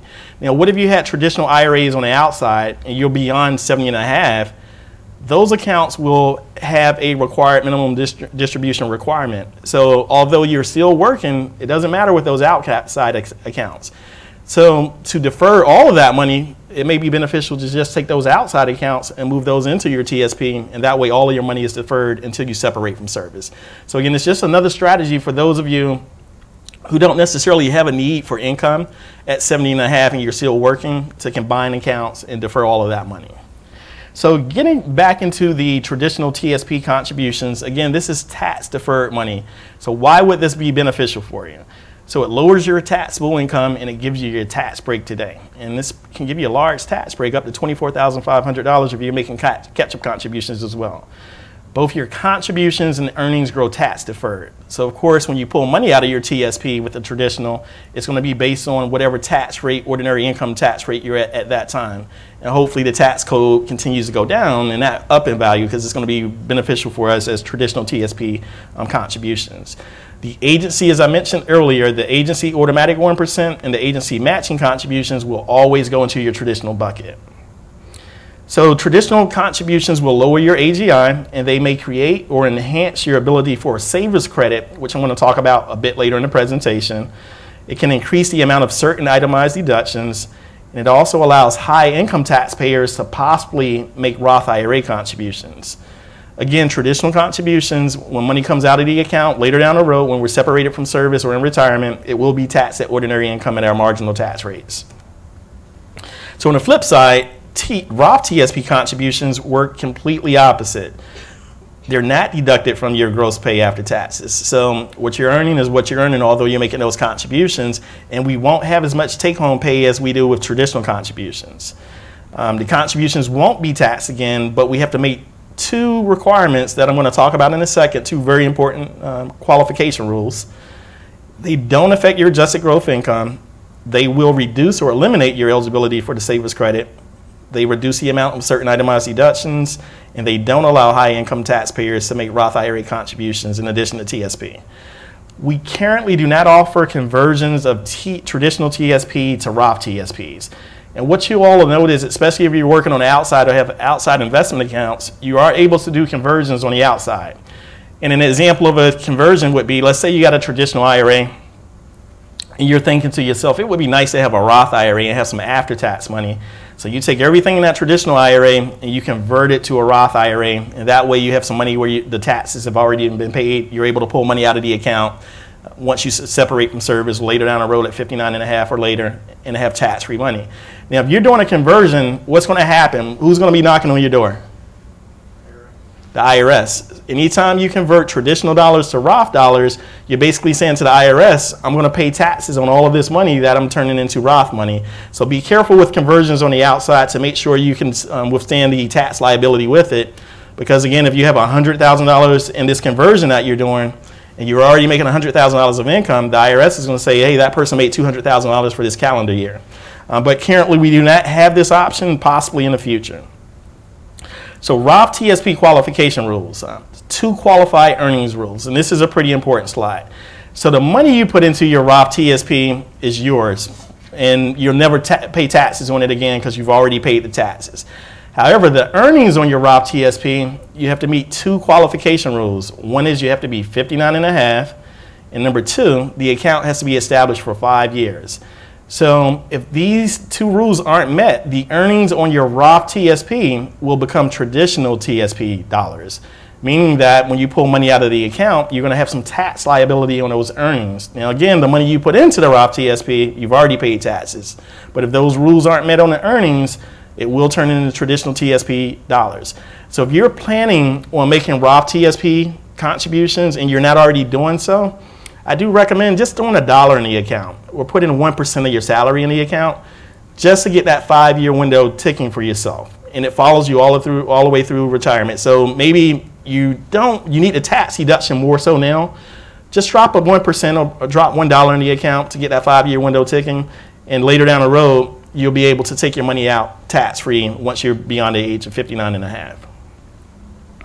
So some other rules with qualified earnings is if you become disabled, we also allow the earnings to be qualified. And if you're deceased, they become qualified as well. So, of course, for a deceased person, the benefit is not going to be for ourselves, but our beneficiaries will be able to take money out of the TSP account without that 10% early withdrawal penalty. So, again, earnings are tax deferred and subject to the IRS 10% early withdrawal tax unless the participant meets an exception. And we'll talk about it in a second as well. So let's talk about the difference between a Roth TSP and a Roth IRA. And this sometimes get confused. Two totally separate types of investment accounts. So with a Roth TSP, all federal employees are able to make contributions into the Roth TSP, regardless of income. The limits, again, $18,500 regular, and your catch-up contributions are additional $6,000. Required minimum distributions do apply to your Roth TSP. So when you turn 70 and a half, you're going to have to start taking money out of the Roth TSP bucket as well as that traditional TSP bucket. Now, the rollover rules are they can be rolled into another Roth employer plan or a Roth IRA, but again, they can't go the opposite way. Now, Roth IRAs, you're going to establish a Roth IRA account with someone in a bank or a credit union, investment company, and they work a little bit differently. With the Roth IRA, it's based on your income. And let's use an example of someone married filing jointly. So for 2018, if your income is between $189 to $199, you're able to make a partial contribution to a Roth IRA, and your TurboTax or tax software will do the calculation for you on what amount you can make. If you're below $189, you can make a full contribution. And for calendar year 2018, $5,500 is the regular contribution limit. And if you're over the age of 50, the calendar year in which you turn 50, you're able to do an additional $1,000. Now, with Roth IRAs, they don't have a RMD requirement, and this is pretty powerful. It's one of the only accounts out there, a qualified account, where it doesn't have an RMD requirement. So what I've seen some participants do is when they separate from service or retire from federal service, they will have traditional TSP money, and they will have Roth TSP money. Pretty soon in 2019, November 2019, we're going to have new withdrawal rules where we can choose a tax treatment that we want to come out of the account. So let's say we're in retirement, we have traditional money, we have Roth money in our TSP, but we want to take that Roth money out because we don't want any tax liability on it. In November 2019, with the updated withdrawal rules, we're going to be able to choose which money we want to take out of our accounts. So getting back to the Roth IRA, we could say in 2019, hey, give me all my Roth TSP money and let's transfer it over to a Roth IRA. And once that money lands in that Roth IRA, you no longer have a required minimum distribution requirement. So you can grow that money forever. So that could be a pretty aggressive account. Whereas if you were to leave it in your TSP, you're going to have to start taking money out of both of those accounts once you turn 70 and a half. So that's a consideration for you all who have Roth IRAs, why it may be beneficial just to leave that account open and maybe even move some money into it later down the road to avoid the required minimum distribution. Any questions on Roth IRAs? Because again, it is a bit of confusion with that one. Everyone okay with that? All right, let's move over to the next slide here. So next we have the retirement savings credit, which is a credit available for anyone that qualifies for it, not just only federal employees. And what you all will see with this particular slide is the fact that most of us don't qualify for it. So maybe to share this information with friends and family. But the benefit of it is if you're making contributions to your TSP or to an IRA, you may qualify for a tax credit. And again, this credit is known as the Savers Credit. And you can find details about it on just do the Google search of the Savers Credit. And the reason, again, I say it doesn't apply to a lot of federal employees is when you look at the income limits, you'll see that they're a bit low. So with married filing jointly, someone making $1,000 to $38,000 is the maximum amount for you to receive the benefit. And if you're in between that range, you're able to get a $1,000 tax credit, which is a pretty huge tax credit, which will reduce your tax liability dollar for dollar. Now you see if you're over $63,000, married filing jointly, you don't apply for any credit. If you were in between the ranges of $41,000 and $63,000, you're able to get a credit of up to $200 maximum. But if this is for you with your personal scenario or again friends and families, this credit is out there. Again, it's a dollar for dollar credit. So next, let's talk about investing for the long haul and how to create a long-term investment strategy for your TSP. So TSP, we believe in diversification, and we also believe in passive investing, and passive investing allows us to keep the cost of the TSP extremely low. And I like to give some examples of some stocks I followed in the past, but I want you all to know that TSP, we utilize what's known as a trust fund, very similar to a mutual fund. So it's hundreds, if not thousands, of individual stocks and bonds inside of our investment options. So we don't allow you to pick and choose individual stocks. But I want to give you some individual stock examples of not diversifying your portfolio. So during my military days, we were issued BlackBerries. Does anyone still have a BlackBerry before I get into this scenario? I don't want to offend anyone. Everyone knows about BlackBerries though, correct? So BlackBerries aren't around anymore for the most part. There's still some agencies that have the BlackBerries, but during its heyday, BlackBerry was trading at about $180 per share. The last I checked, BlackBerry is at about $9 a share. So imagine not diversifying your portfolio and you're only holding in your portfolio is BlackBerry. So let's give it another example. Let's say you have BlackBerry in your portfolio and you also have Chipotle in your portfolio. Anybody eat at Chipotle? Okay, I'm going to talk about Chipotle. So Chipotle, at its heyday, it used to be lines wrapped around the corner and it was trading at between $700 to $800 per share. The last time I checked Chipotle, they had an announcement. It was some E. coli announcement, probably 3-4 years ago, maybe a little bit sooner. But their share price dropped to about $300 per share. So it lost more than half of its value. So imagine your portfolio being BlackBerry and Chipotle. You're in bad shape. But let's throw a third one there and say, what if you were investing in Enron stock? So anyone remember Enron? So with Enron, it was a double whammy because Enron was a holding inside of the 401k. And lots of Enron employees chose to invest in Enron stock. And Enron went bankrupt, so their stock went down to zero, and they also lost a job. So that's a really bad situation using that scenario. So with the TSP, we're going to diversify you. We're not going to allow you to invest in these individual stocks because we don't want you to be in those scenarios there. So inside of our particular portfolios, we use this index investment strategy of passive investing. And there's nothing sexy about passive investing. We're basically just following a computer spreadsheet. We're mimicking some indexes. And the one other index that we follow for the C fund is called the S&P 500. So what we're doing with a passive investment is whatever 500 companies, 500 of the largest companies in the United States make up the S&P 500.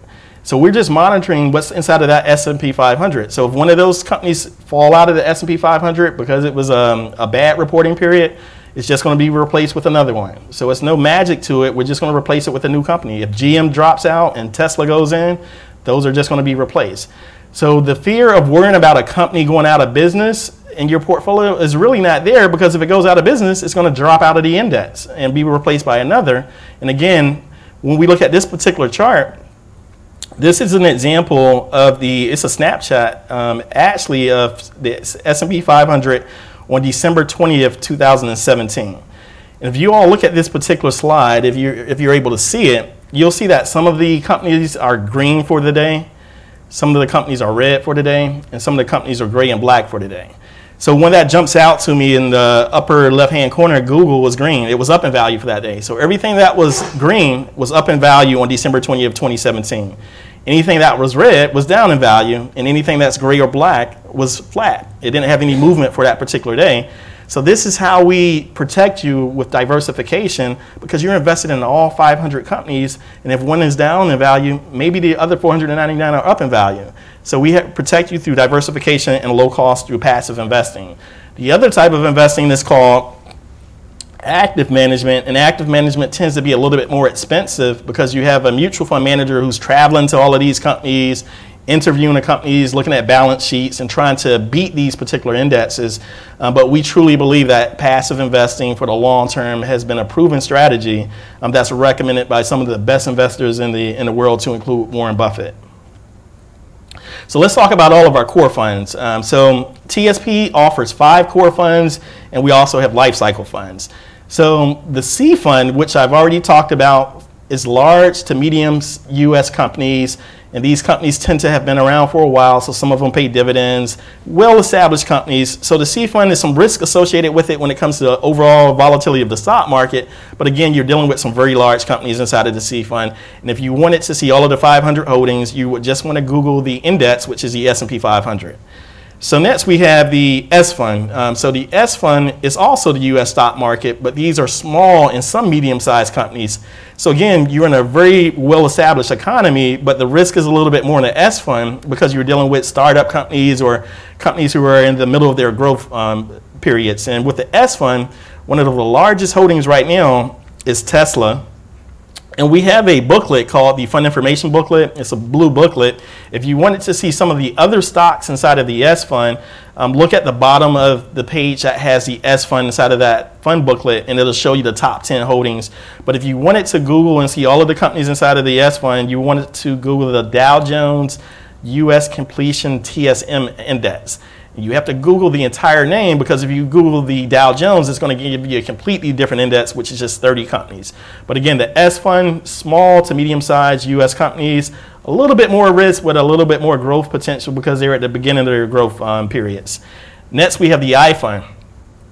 And before I define the I fund for you all, I would draw a line between the I and the F fund, because this separates the stock funds from the bond funds. The stock funds historically have been more aggressive in nature, where the bond funds are more conservative in nature. So more volatility in the stock market than in the bond market. So the I fund, the benchmark there is called the FE index, and that's EAFE. So that's what you would need to Google to see all of the companies that make up that particular index. And that stands for Europe, Australia, and the Far East is the highest concentration when it comes to companies inside of the I fund. So the risk there is the fact that you aren't in as strong of an economy, although we're only investing in developed countries. We're not investing in emerging markets inside of the I fund. But you also have to worry about the risk associated with the currencies and the fluctuations in currencies. So next, moving over to the bonds, we have the F fund, which follows what's called the aggregate bond index. And if you were to want to see the bonds inside of it, I would say to Google the ticker symbol AGG, Alpha Golf Golf, and you're going to see all of the different bonds inside of the F fund, which includes corporate bonds, it's treasury bonds inside of it, mortgage-backed securities. The F fund has been pretty conservative, but it can lose money. It's been some bad years in the F fund. Late 2016 was a down year. 2011 was a down year in the bond market. Usually the volatility with the bond market isn't as great as the stock market, but I have seen the F fund lose a couple of percentage points during bad bond years when interest rates go up and the bond prices start going down. And last but not least, everyone's favorite, the G fund, Government Securities Fund, is a guaranteed fund. You aren't able to do any Google searches for it because it's a unique fund that's only available to federal employees. And how we come up with the rate of the G fund is we take the treasuries that can be bought in the open market, in the open marketplace that anyone can get their hands on, and we look at all of the treasuries that have maturity dates of 4 years or less, and we take the average of that and we do it on a monthly basis, and that becomes your G fund rate. And the last time I checked, we were approaching about 2.8% when it comes to the G fund because interest rates are starting to creep up. But again, if you're building a long-term growth strategy, it's okay to have some of the G fund in there, but it may not get you where you need to be at if you have 10, 15, 20 years before you approach retirement.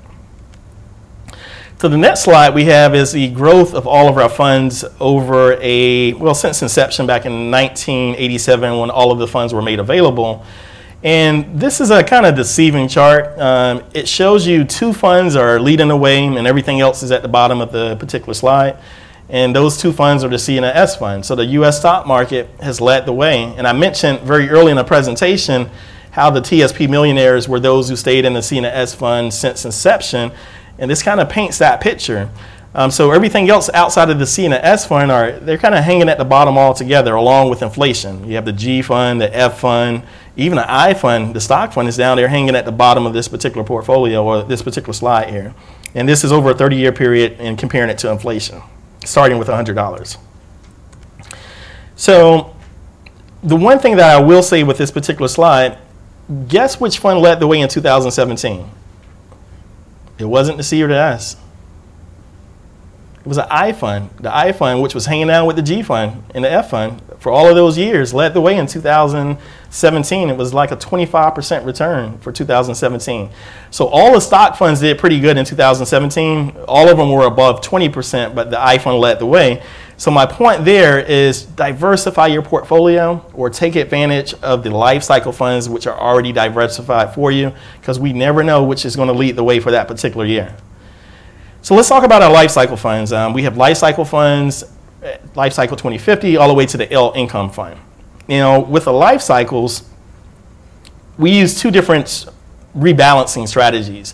So what we do on a daily basis is we rebalance the portfolio.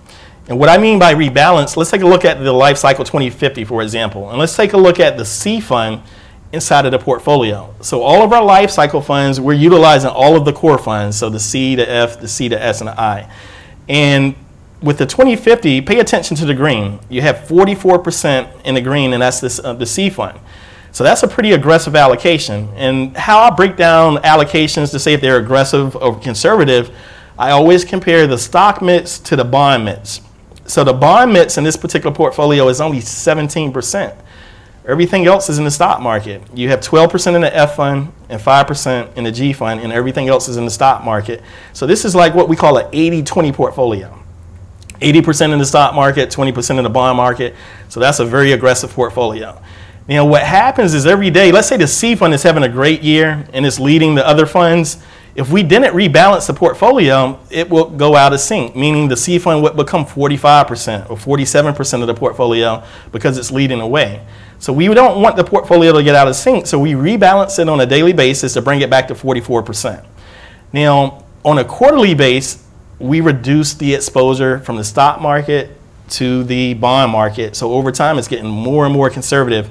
So as we walk through 2050 all the way down to L income, keep your eyes on the C fund. So 2050, 44%. The 2040 is only 39%. The 2030, 34%. The 2020 is 23%. And last but not least, the L income is only 11% in the C fund. So it's almost the complete opposite when we get to the L income fund. The L income fund is almost 75% in the G fund. So the goal of the life cycle funds is expert asset allocation for you that changes over time, where you don't have to go into your portfolio and make changes yourself. And the life cycle funds takes the guessing out of the game, because we never know when to make changes to our portfolio. We may think that the market's at a low point, but it could drop even lower. And we're always waiting to see it drop lower before we buy or make changes. But we're never going to get it right, because time in the market has been proven to be unsuccessful. So the way to go with it is to make sure you're in a proper allocation and leave it as is for the long run. And again, if you're not an investment expert, take advantage of one of the life cycle funds. Now, another thing that we do with the life cycle funds is we're about to come up on 2020 pretty soon. So once we reach the year of the life cycle fund, we're going to retire it and we're going to introduce a new fund. So in 2020, we're going to introduce the 2060 fund and we're going to retire the 2020 fund. So you all are going to look at your statements if you were in a 2020 fund, and you're going to see that it's now the L income fund because it's been retired, and you're going to be automatically placed in the L income fund. And once you're placed in the L income fund, we're still going to rebalance it daily, but it's never going to change. It's going to remain at 74% G, and the following percentages for all other funds for the rest of the time that you're invested in the L income fund. And the L income fund is based on people retiring and using it for income. So the goal of that L income fund is to support your withdrawal rate. And I mentioned earlier a safe withdrawal rate was 4%. So the L income fund was created to support that 4% withdrawal rate, or that 5% safe withdrawal rate. And it's averaged about 5% historically, somewhere in that ballpark. Now, it is a market-oriented investment, so it's not guaranteed. It can be up and down based on the market situations, but that's the reason the L income was implemented. Now, one more thing with the life cycle funds, we're going to introduce 5-year increments in 2020 as well. So not only will you see the 10-year increments, 2020, 2030, but you're also going to see 2025 and 2035 and 2045 to give you all some more flexibility. Now, the 2030 and beyond, those are pretty aggressive portfolios, but once you get to the 2020 and the life cycle income fund, there's going to be a very conservative strategy to support you in retirement. So the L funds are based on a concept called the efficient frontier. I've kind of talked about what that means. They're rebalanced to their target allocations each business day. We adjust them on a quarterly basis, become more and more conservative as you get closer and closer to that target date. The objective is to provide the highest expected rate of return for the amount of risk expected. And I want to mention one more thing about the life cycle funds. I'm not sure if you all have these fund cards that we have available, but below these fund cards, it shows you which year would be most appropriate for each fund. So if we take a look at the Life Cycle 2050, right below that title, it says born in 1983 or later. So if you're wondering which portfolio is most appropriate for you, just take a look at our fund card, which is available online as well, and it'll show you the ranges of the years, which would be the appropriate life cycle fund for you. Now, another thing with the life cycle fund, it's based on the projected year of you turning 62. And we're assuming that once you reach 62 that you're going to start withdrawing some money from your portfolio. So if the life cycle you're in and you're thinking that, hey, I don't need money at 62, I'm not going to touch money in this account until I'm 70 and a half when the IRS requires me, you may want to push it back a bit. Because again, the life cycle that you're in may not be appropriate for you since you don't need money when you're 62. You're not going to need it for almost another 10 years. So if you were in the 2030 and you don't need the income, maybe push it back to the 2040. So the goal is to put it in a life cycle fund meant to when you will need the money and when you will need to take money out of the account. So those are our life cycle funds. Next, I have a chart showing the 10-year performance of your TSP from 2008 all the way to 2017. And if you all look at the top row, it shows who led the way for that particular year. Does anyone notice any trends on this particular chart? Anything stands out to anyone? Does one fund lead the way more so than the others? Yeah, the C fund is always mentioned as one of the leaders. It seems to always be hanging around the top there. And the S fund, yeah, the S fund is up there as well. The S fund, that light blue one, is is up there in the top, more so than any other funds. But what stood out to me most is, look at the life cycle fund. It tends to be right in the middle. Year after year is right there in the middle, and that's intentional. So with the life cycle funds, of course, you're never going to hit the home run and lead the way, but you're never going to be at the bottom either. So over time, that can add up in your favor. Just like dollar cost averaging, investing on a per pay period basis allows you to invest in the market at high and low points and averages out to be in your favor. So the life cycles tend to be right in the middle there. And again, we did intentionally try to have that type of strategy with the life cycle funds. So how to make your investment choices for your account? 2 ways. You have new money in your account and you have the existing money in your account. And to make these changes, you're going to have to visit tsp.gov. So we're going to leave the payroll system alone and we're going to log into tsp.gov, and this is how we're going to change our investment strategies. So your new money is going to be the contribution allocation. And again, this is available on tsp.gov. You're going to have to log in there and you can change your contribution allocations as often as you would like. So the money that's coming out of your payroll, going into your payroll system on per pay period, is your contribution allocations, your new money. And you can have 2 completely different strategies. Your new money could be one of the life cycle funds. And let's say you want to play it safe with your old money, which is the intra-fund transfer. You could be maybe in the L income fund or the G fund or a more conservative strategy. They don't have to be the same strategies. Sometimes I talk to participants and I see that their contribution allocations and their intra-fund transfers are exactly the same, but it doesn't have to be that way. But let's talk about the money that's already in your account, the intra-fund transfers. So we allow 2 intra-fund transfers per month. So after that second inter-fund transfers, we allow you to do additional transfers. However, they're only allowed to go into the G fund. We allow you to flee to safety if you're not comfortable with the market or it's too much volatility after that second transfer. If you want to make changes after that second transfer to something other than the G fund, you're going to have to wait until the following month to make changes to your portfolio. And when it comes to making these changes, the inter-fund transfer and your contribution allocations, they're generally effective at the close of business each day if you're able to get it in before noon Eastern Standard Time. If you miss noon time Eastern Standard Time, it's going to be a day and a half before the changes are updated. So participant statements. Take a look at your quarterly statements. I would say on a maximum base, look at your statements on a quarterly basis just to keep up with the market. But again, the goal is to make sure you're in a diversified portfolio or a life cycle and leave it as is. Check out your annual statements. Look at your rate of return. And speaking of your rate of return, on this particular slideshow, this is a copy of your TSP statements. It shows on your annual statements your last 12 months rate of return. And I would always kind of compare that to the overall stock market, which is the S&P 500, to kind of see if you're keeping up with it or you're lagging behind it. And you could do a search for the S&P 500, Google, and it'll show you what the return has been year to date or for the calendar year. Also check your account number and your retirement coverage, because we've seen federal employees who are under the wrong retirement system and they don't try to fix it until the last minute, which can defer retirement or just lead to a waste of time. So always check your TSP statements, but make sure you have the right retirement coverage and make sure you're getting those matching contributions. Your quarterly statements also show how you're invested per fund. It shows the contributions made as well as any withdrawals that came out of the account. It shows what your quarterly loan balance is, and it shows the payments you've made towards the loan as well.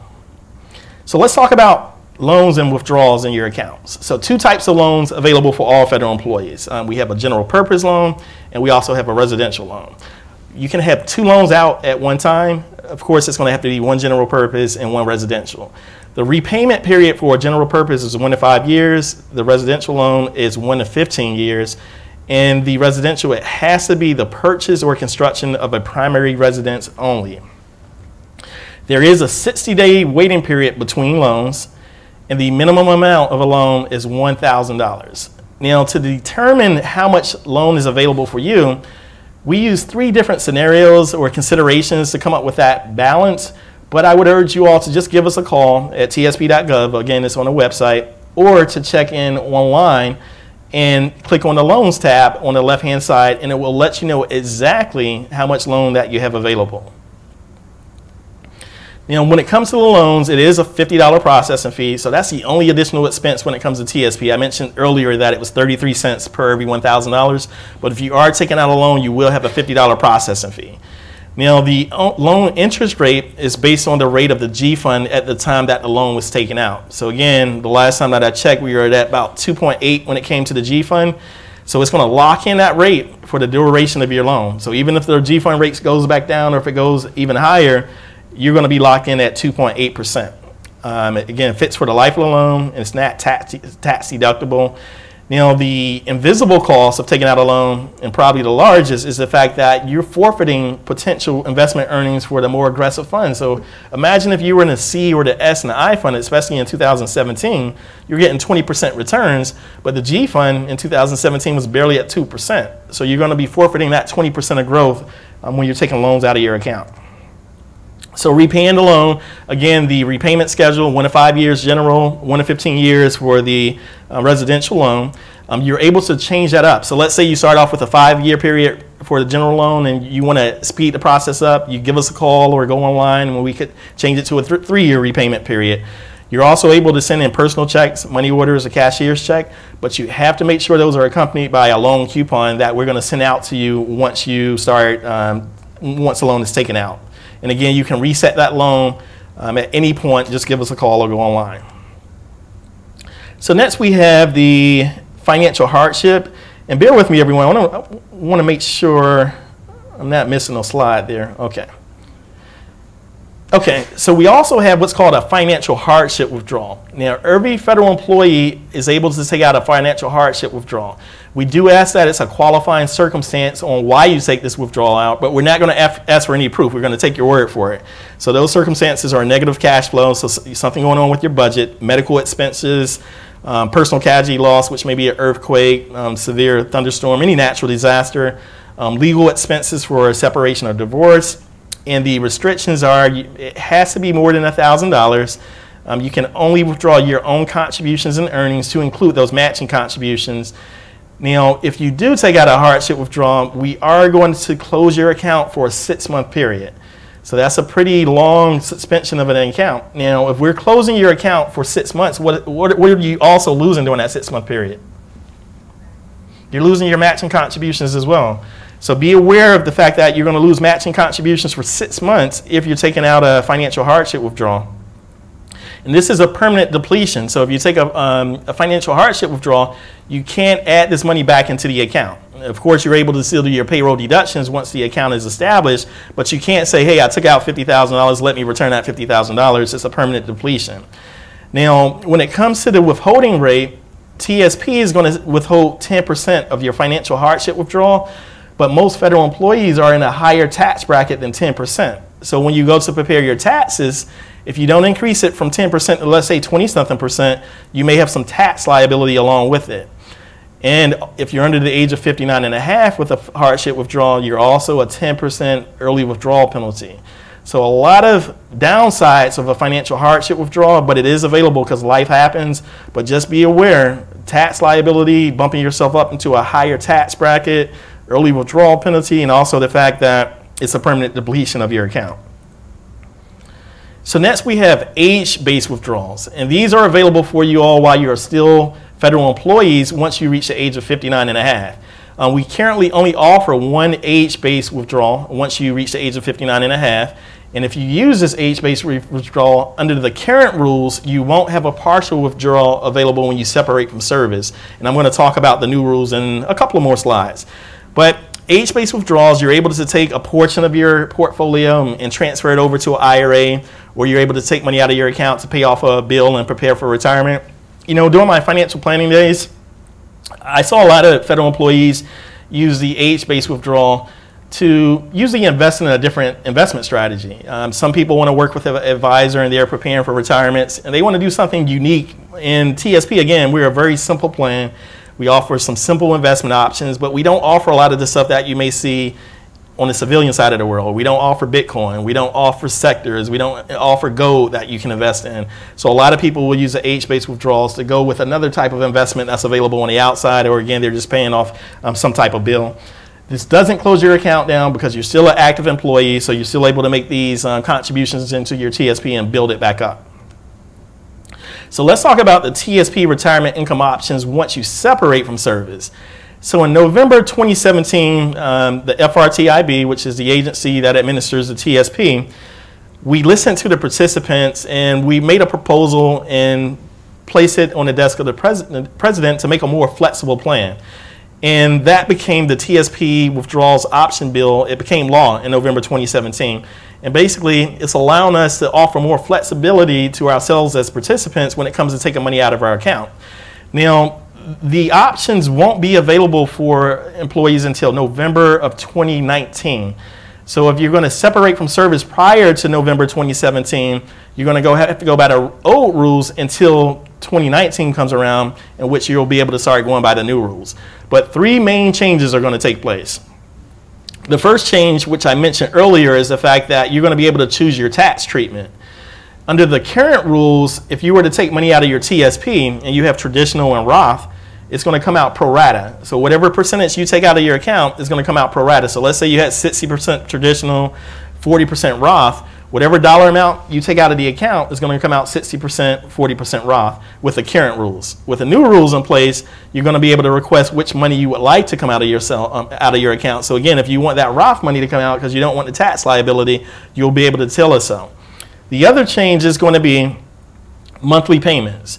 So with monthly payments, which is the most popular option when it comes to TSP withdrawals after separation, you're only allowed to change the monthly payments once a year during open season, which is from October 1st to December 15th. This is the current rules. And once you start these monthly payments, you aren't able to stop them. The only thing you could do is reduce it down to $25 per month. Now with the new rules, you're going to be able to stop these payments as often as you would like. You're going to be able to change these payments as often as you would like, and you don't have to wait till the open season. It's going to be anytime available for you. The other thing with the monthly payments is you may say start off with $1,000 per month, and halfway through the year you may have a need for an additional $50,000. With the current rules, you're going to be able to do that. You're going to be able to keep the monthly payments going and still reach out and get a partial withdrawal as well. Some other changes with the new rules, as I mentioned to you all, the age-based withdrawal at 59 and a half, you're only allowed one of those under the current rules. With the new rules, we're looking at making about 4 age-based withdrawals over the course of a year. So you're going to have a lot more flexibility once you turn 59 and a half. And last but not least, when you separate from service, right now you're only allowed one partial withdrawal, and after that one partial withdrawal, you're going to have to move the entire account out.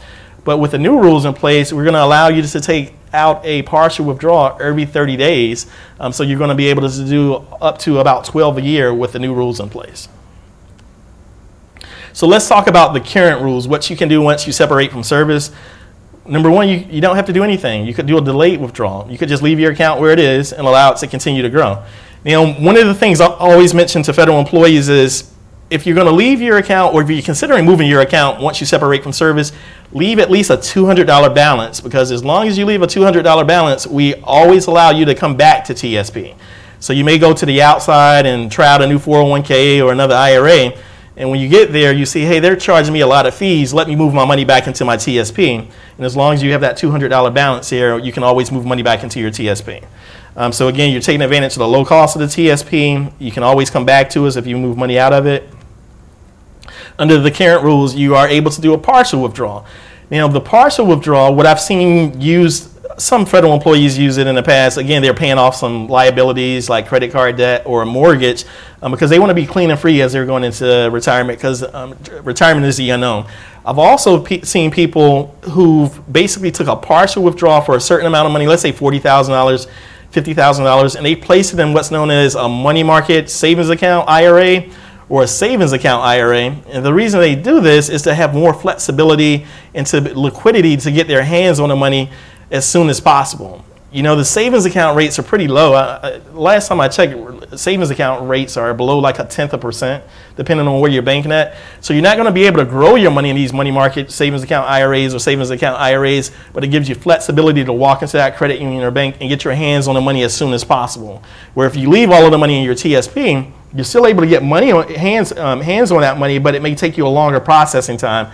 Our processing time is about 7 to 10 business days, so that's one of the things that I've seen people use partial withdrawals for. Now, be careful if you're doing these money market or savings account IRA accounts. Make sure you tell them that it's an IRA, because if you transfer money to a savings account or a money market savings account without the IRA on the end, what's going to happen to you? It's going to be a taxable event, and you're going to have to pay the tax liabilities on it. So the next option is a full withdrawal. And for the full withdrawal, we have 3 different things that you can do with a full withdrawal. You can request a single payment. Again, this can be transferred to an IRA, or it can go directly to a checking or savings account. It will be some tax liability if it goes to the checking or savings account. You can purchase a life annuity. Right now, the annuity vendor for TSP is MetLife. So if you purchase the annuity, you're going to end your relationship with TSP, and you're going to start a relationship with MetLife, and all of your statements will start coming from MetLife. In order to purchase an annuity, you have a balance of at least $3,500. And last but not least, the most common is the TSP monthly payments, which we've talked about a bit already. And you can have a combination of all 3 of these. You could do a single payment, transfer it to an IRA. You could purchase another annuity and have guaranteed income stream. And you can also do TSP monthly payments. So for those of you who are considering annuities, we have what's called a retirement income calculator on our website. And this retirement income calculator goes over the different options available with MetLife, to include a joint life annuity, a single life annuity, and it gives you the exact amounts real time of what MetLife will pay you if you were to transfer a balance of your TSP over into this annuity. Now, if you want to know more details about the annuity, this afternoon's class for pre-separation, I'm going to go into a lot more detail and talk about the ins and outs of the different types of annuities and the benefits and the transfer of risk to the insurance companies. But check out the retirement income calculator. It's going to input your existing TSP balance. You have to enter how much you're contributing per pay period, and it's going to let MetLife know how much they would be able to give you annuity, joint life, single life, etc. So whenever you're taking money out of the account, all FERS employees, we do require a notarized spousal signature if your account balance is $3,500 or greater. Now, we do allow exceptions, but it has to be extreme circumstances, and we're going to ask you to complete what's known as a TSP 16 form. And in this scenario, we're going to ask, what is the extreme circumstance? It can't be one of the scenarios where my husband went to the store or my wife is on vacation. It has to be a very extreme circumstance in order for it to get approved by the headquarters. You know, the civil service retirement system, if anyone is still under the civil service, those employees do not have to get spousal consent, but we will send a document to the spouse within a 2 weeks time period. So here's an important slide. This is exceptions to the IRS early withdrawal penalty. So this is at 10% early withdrawal penalty. So of course, the magic number is 59.5. Once you reach 59.5, IRAs, TSP, you avoid the early withdrawal penalty. But as federal employees, if we leave our account here with TSP and we start taking our withdrawals out from TSP, the magic number is 55. So as long as you're separating from service, the calendar year in which you turn 55 and the money stays in your TSP and you start taking withdrawals from your TSP, the magic number is 55. Now with that, if you were to, let's give you a scenario. Let's say you separate from service at 56 years old, but you transfer your money over to an IRA on the outside. What age would you go by? Would you go by 55 or 59.5? Any guesses? Did someone say 59? Exactly, it's 59.5, because IRAs don't play by the same rule as a TSP. So if you're wanting to take money out of your account, you probably want to leave it with your TSP and take the withdrawals from there at 55 in that scenario, so you avoid the early withdrawal penalty, so you won't have to play by the 59.5 rule. Now, another way of avoiding the early withdrawal penalty is to start taking monthly payments based on your life expectancy. And that's an option that you would choose on your TSP 70 form. And basically what that allows you to do is to start taking payments to fulfill your RMD, your required minimum distribution. So for those that are 70.5 or about to approach 70.5 and you're worried about how to cover your required minimum distribution, you could just request TSP monthly payments based on life expectancy. Even if you aren't at RMD age, you could still request TSP monthly payments based on life expectancy, but it's probably just going to be a smaller dollar amount on an annual base, on a monthly base for you. Another way to avoid the 10% early withdrawal penalty is purchasing an annuity. Basically, you're telling the IRS that, hey, all of the money is annuitized, so I'm going to be forced to withdraw it over my lifetime anyway, so you're going to be able to avoid the 10% early withdrawal penalty. So this works for someone who has a need for income, and let's say they separate from service pretty early, like 50, 52, and they don't want to pay that 10% early withdrawal penalty. They could do monthly payments based on life expectancy, or they could do the annuity as well, and that'll avoid the 10% penalty. Ordered by a domestic relations court because of death, and of course if it's because of death, it's not a benefit to us, but it's a benefit for our beneficiaries, and that's a huge benefit. Imagine accumulating lots of money in our Roth TSPs, and we pass away and our beneficiaries get to inherit all of this money tax-free and without a 10% early withdrawal penalty. A pretty unique situation. If it's made from a beneficiary participant account. So a beneficiary participant account is an account we're going to establish for a spouse in the event of our deaths.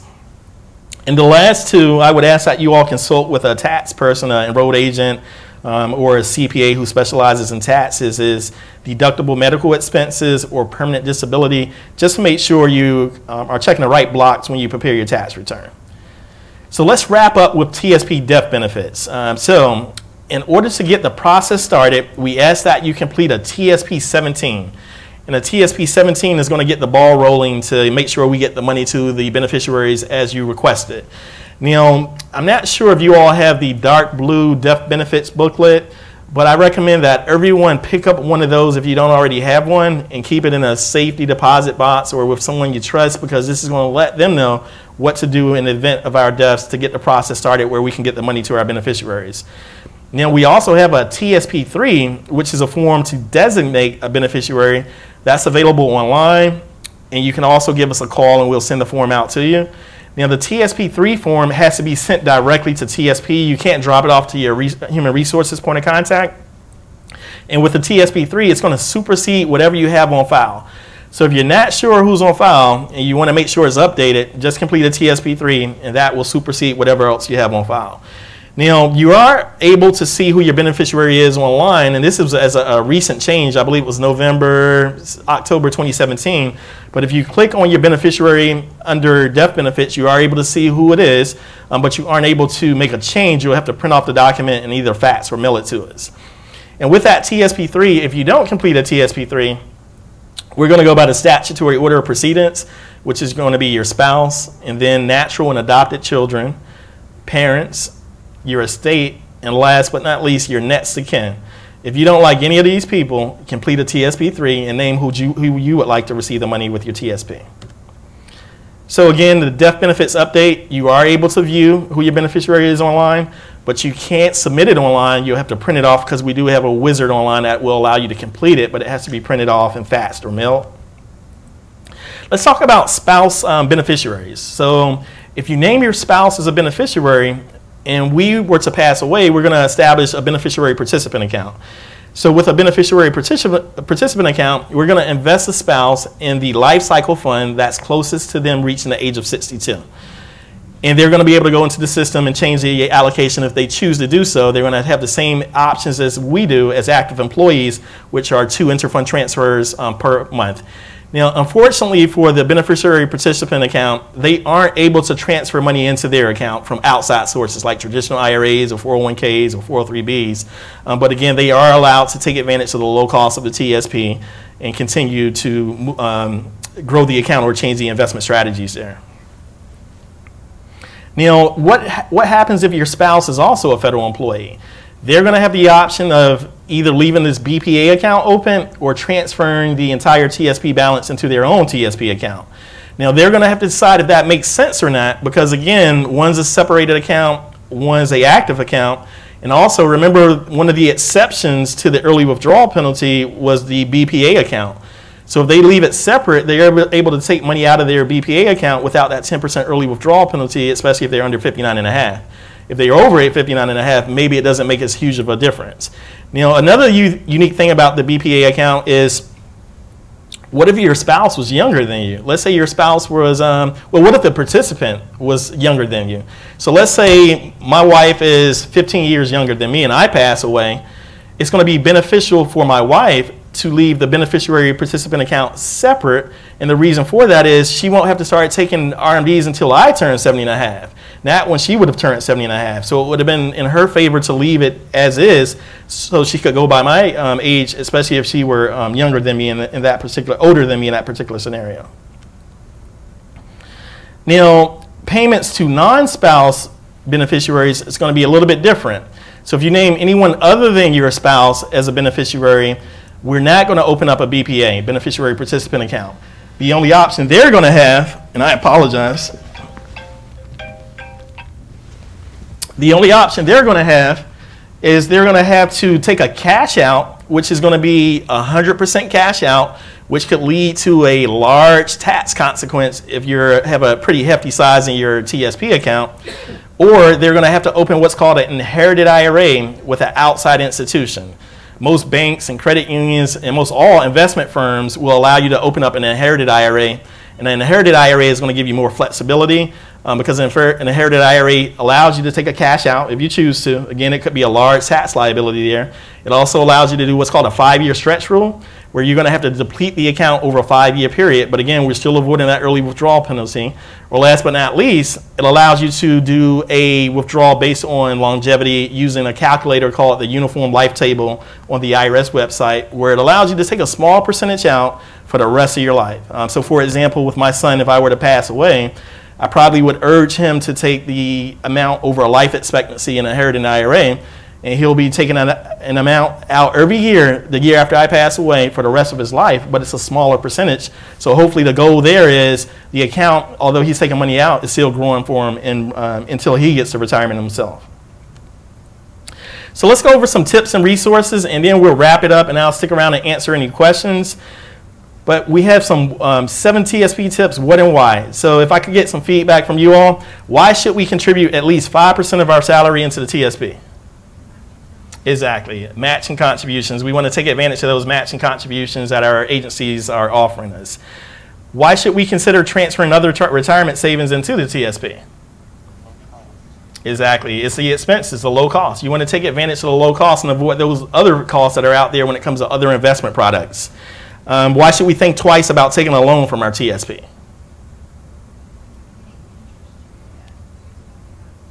Exactly. It's based on the fact that we're forfeiting the potential growth of the stock funds, the C to S and I. We're getting 20% returns in 2017, whereas the G fund, we're only repaying ourselves at the G fund rate, which is about 2.8% right now. So it's the invisible growth potential that we're forfeiting by not taking out the TSP loan. Take advantage of the calculators on tsp.gov. For those of you who are thinking about purchasing an annuity, once you separate, use a retirement income calculator so you can see exactly how much you're going to be getting from MetLife. For those of you who want to make sure you're on track, take advantage of the ballpark estimate that's also available on our website. For those who want to maximize contributions, and maybe you want to change the maximum contribution during the middle of the year. So let's say at the very beginning of the year, you didn't think you were able to maximize contributions, but during the middle of the year, you realize that, hey, I really can maximize it. We have a calculator called How Much Can I Contribute on our website, where you can go in and enter what you've already contributed, and it'll let you know what amount you should do per pay period to maximize that amount for the rest of the year. Why should we diversify our investment strategy or choose a TSP lifecycle fund? Diversification. We're just eliminating some of the risk when we go across the board in all of the core funds or when we take advantage of the lifecycle fund. Why should we review our contributions and investment strategy on a regular basis? To make sure you're on track. Not too much, but on a quarterly basis. Don't become a day trader with your TSP account, but on a quarterly basis is more than enough to view your account balance. And stay with TSP after you separate, and the reason for that is the fact that we're very low-cost plan. As long as you leave that $200 there, we're not going to kick you out of the plan, and we want you to stay and take advantage of the low cost of TSP. So take advantage of the website, a wealth of information. You're able to view your account balance, your quarterly statements. You're able to do the interfund transfers, those 2 per month. You can request loans and withdrawals. You can recreate a user ID, which is pretty new as well. I believe this was last year that we introduced this. I can't remember my account number, so I created a user ID that I use for everything else, and I'm able to use that to log into my TSP account. The only thing that you're going to need to have to establish a user ID is your account number. And last but not least, you're able to now to change or request a password online. We used to have to mail out a PIN to you, and it was a long, tedious process. But as long as you have that account number, you're able to change your password, reset your password. So we're on Facebook. Call us at the Thrift line if you have any questions. On Twitter, we monitor these. We respond back to all of your questions. YouTube, we have over 24 videos on the differences between Roth and traditional contributions. We even have a secure message center where if you give us a very detailed response, we'll get back to you within 24 to 48 hours and answer your questions. And all of the publications that I talked about today, they're all available on tsp.gov. The fund card is a really popular publication, as well as the death benefits. You can download it in PDF forms. And I want to thank you all for the time today. And I'll stick around for another 15 minutes or so to answer any questions you may have. Thank you. Thank you. I would like to, thank you, Damien. I would like to ask that you complete the evaluation forms that's in your blue packet. And also, if you want to view the second presentation at your desk, you can go on to the internet and download the link to connect to the website for this afternoon. Okay, thank you.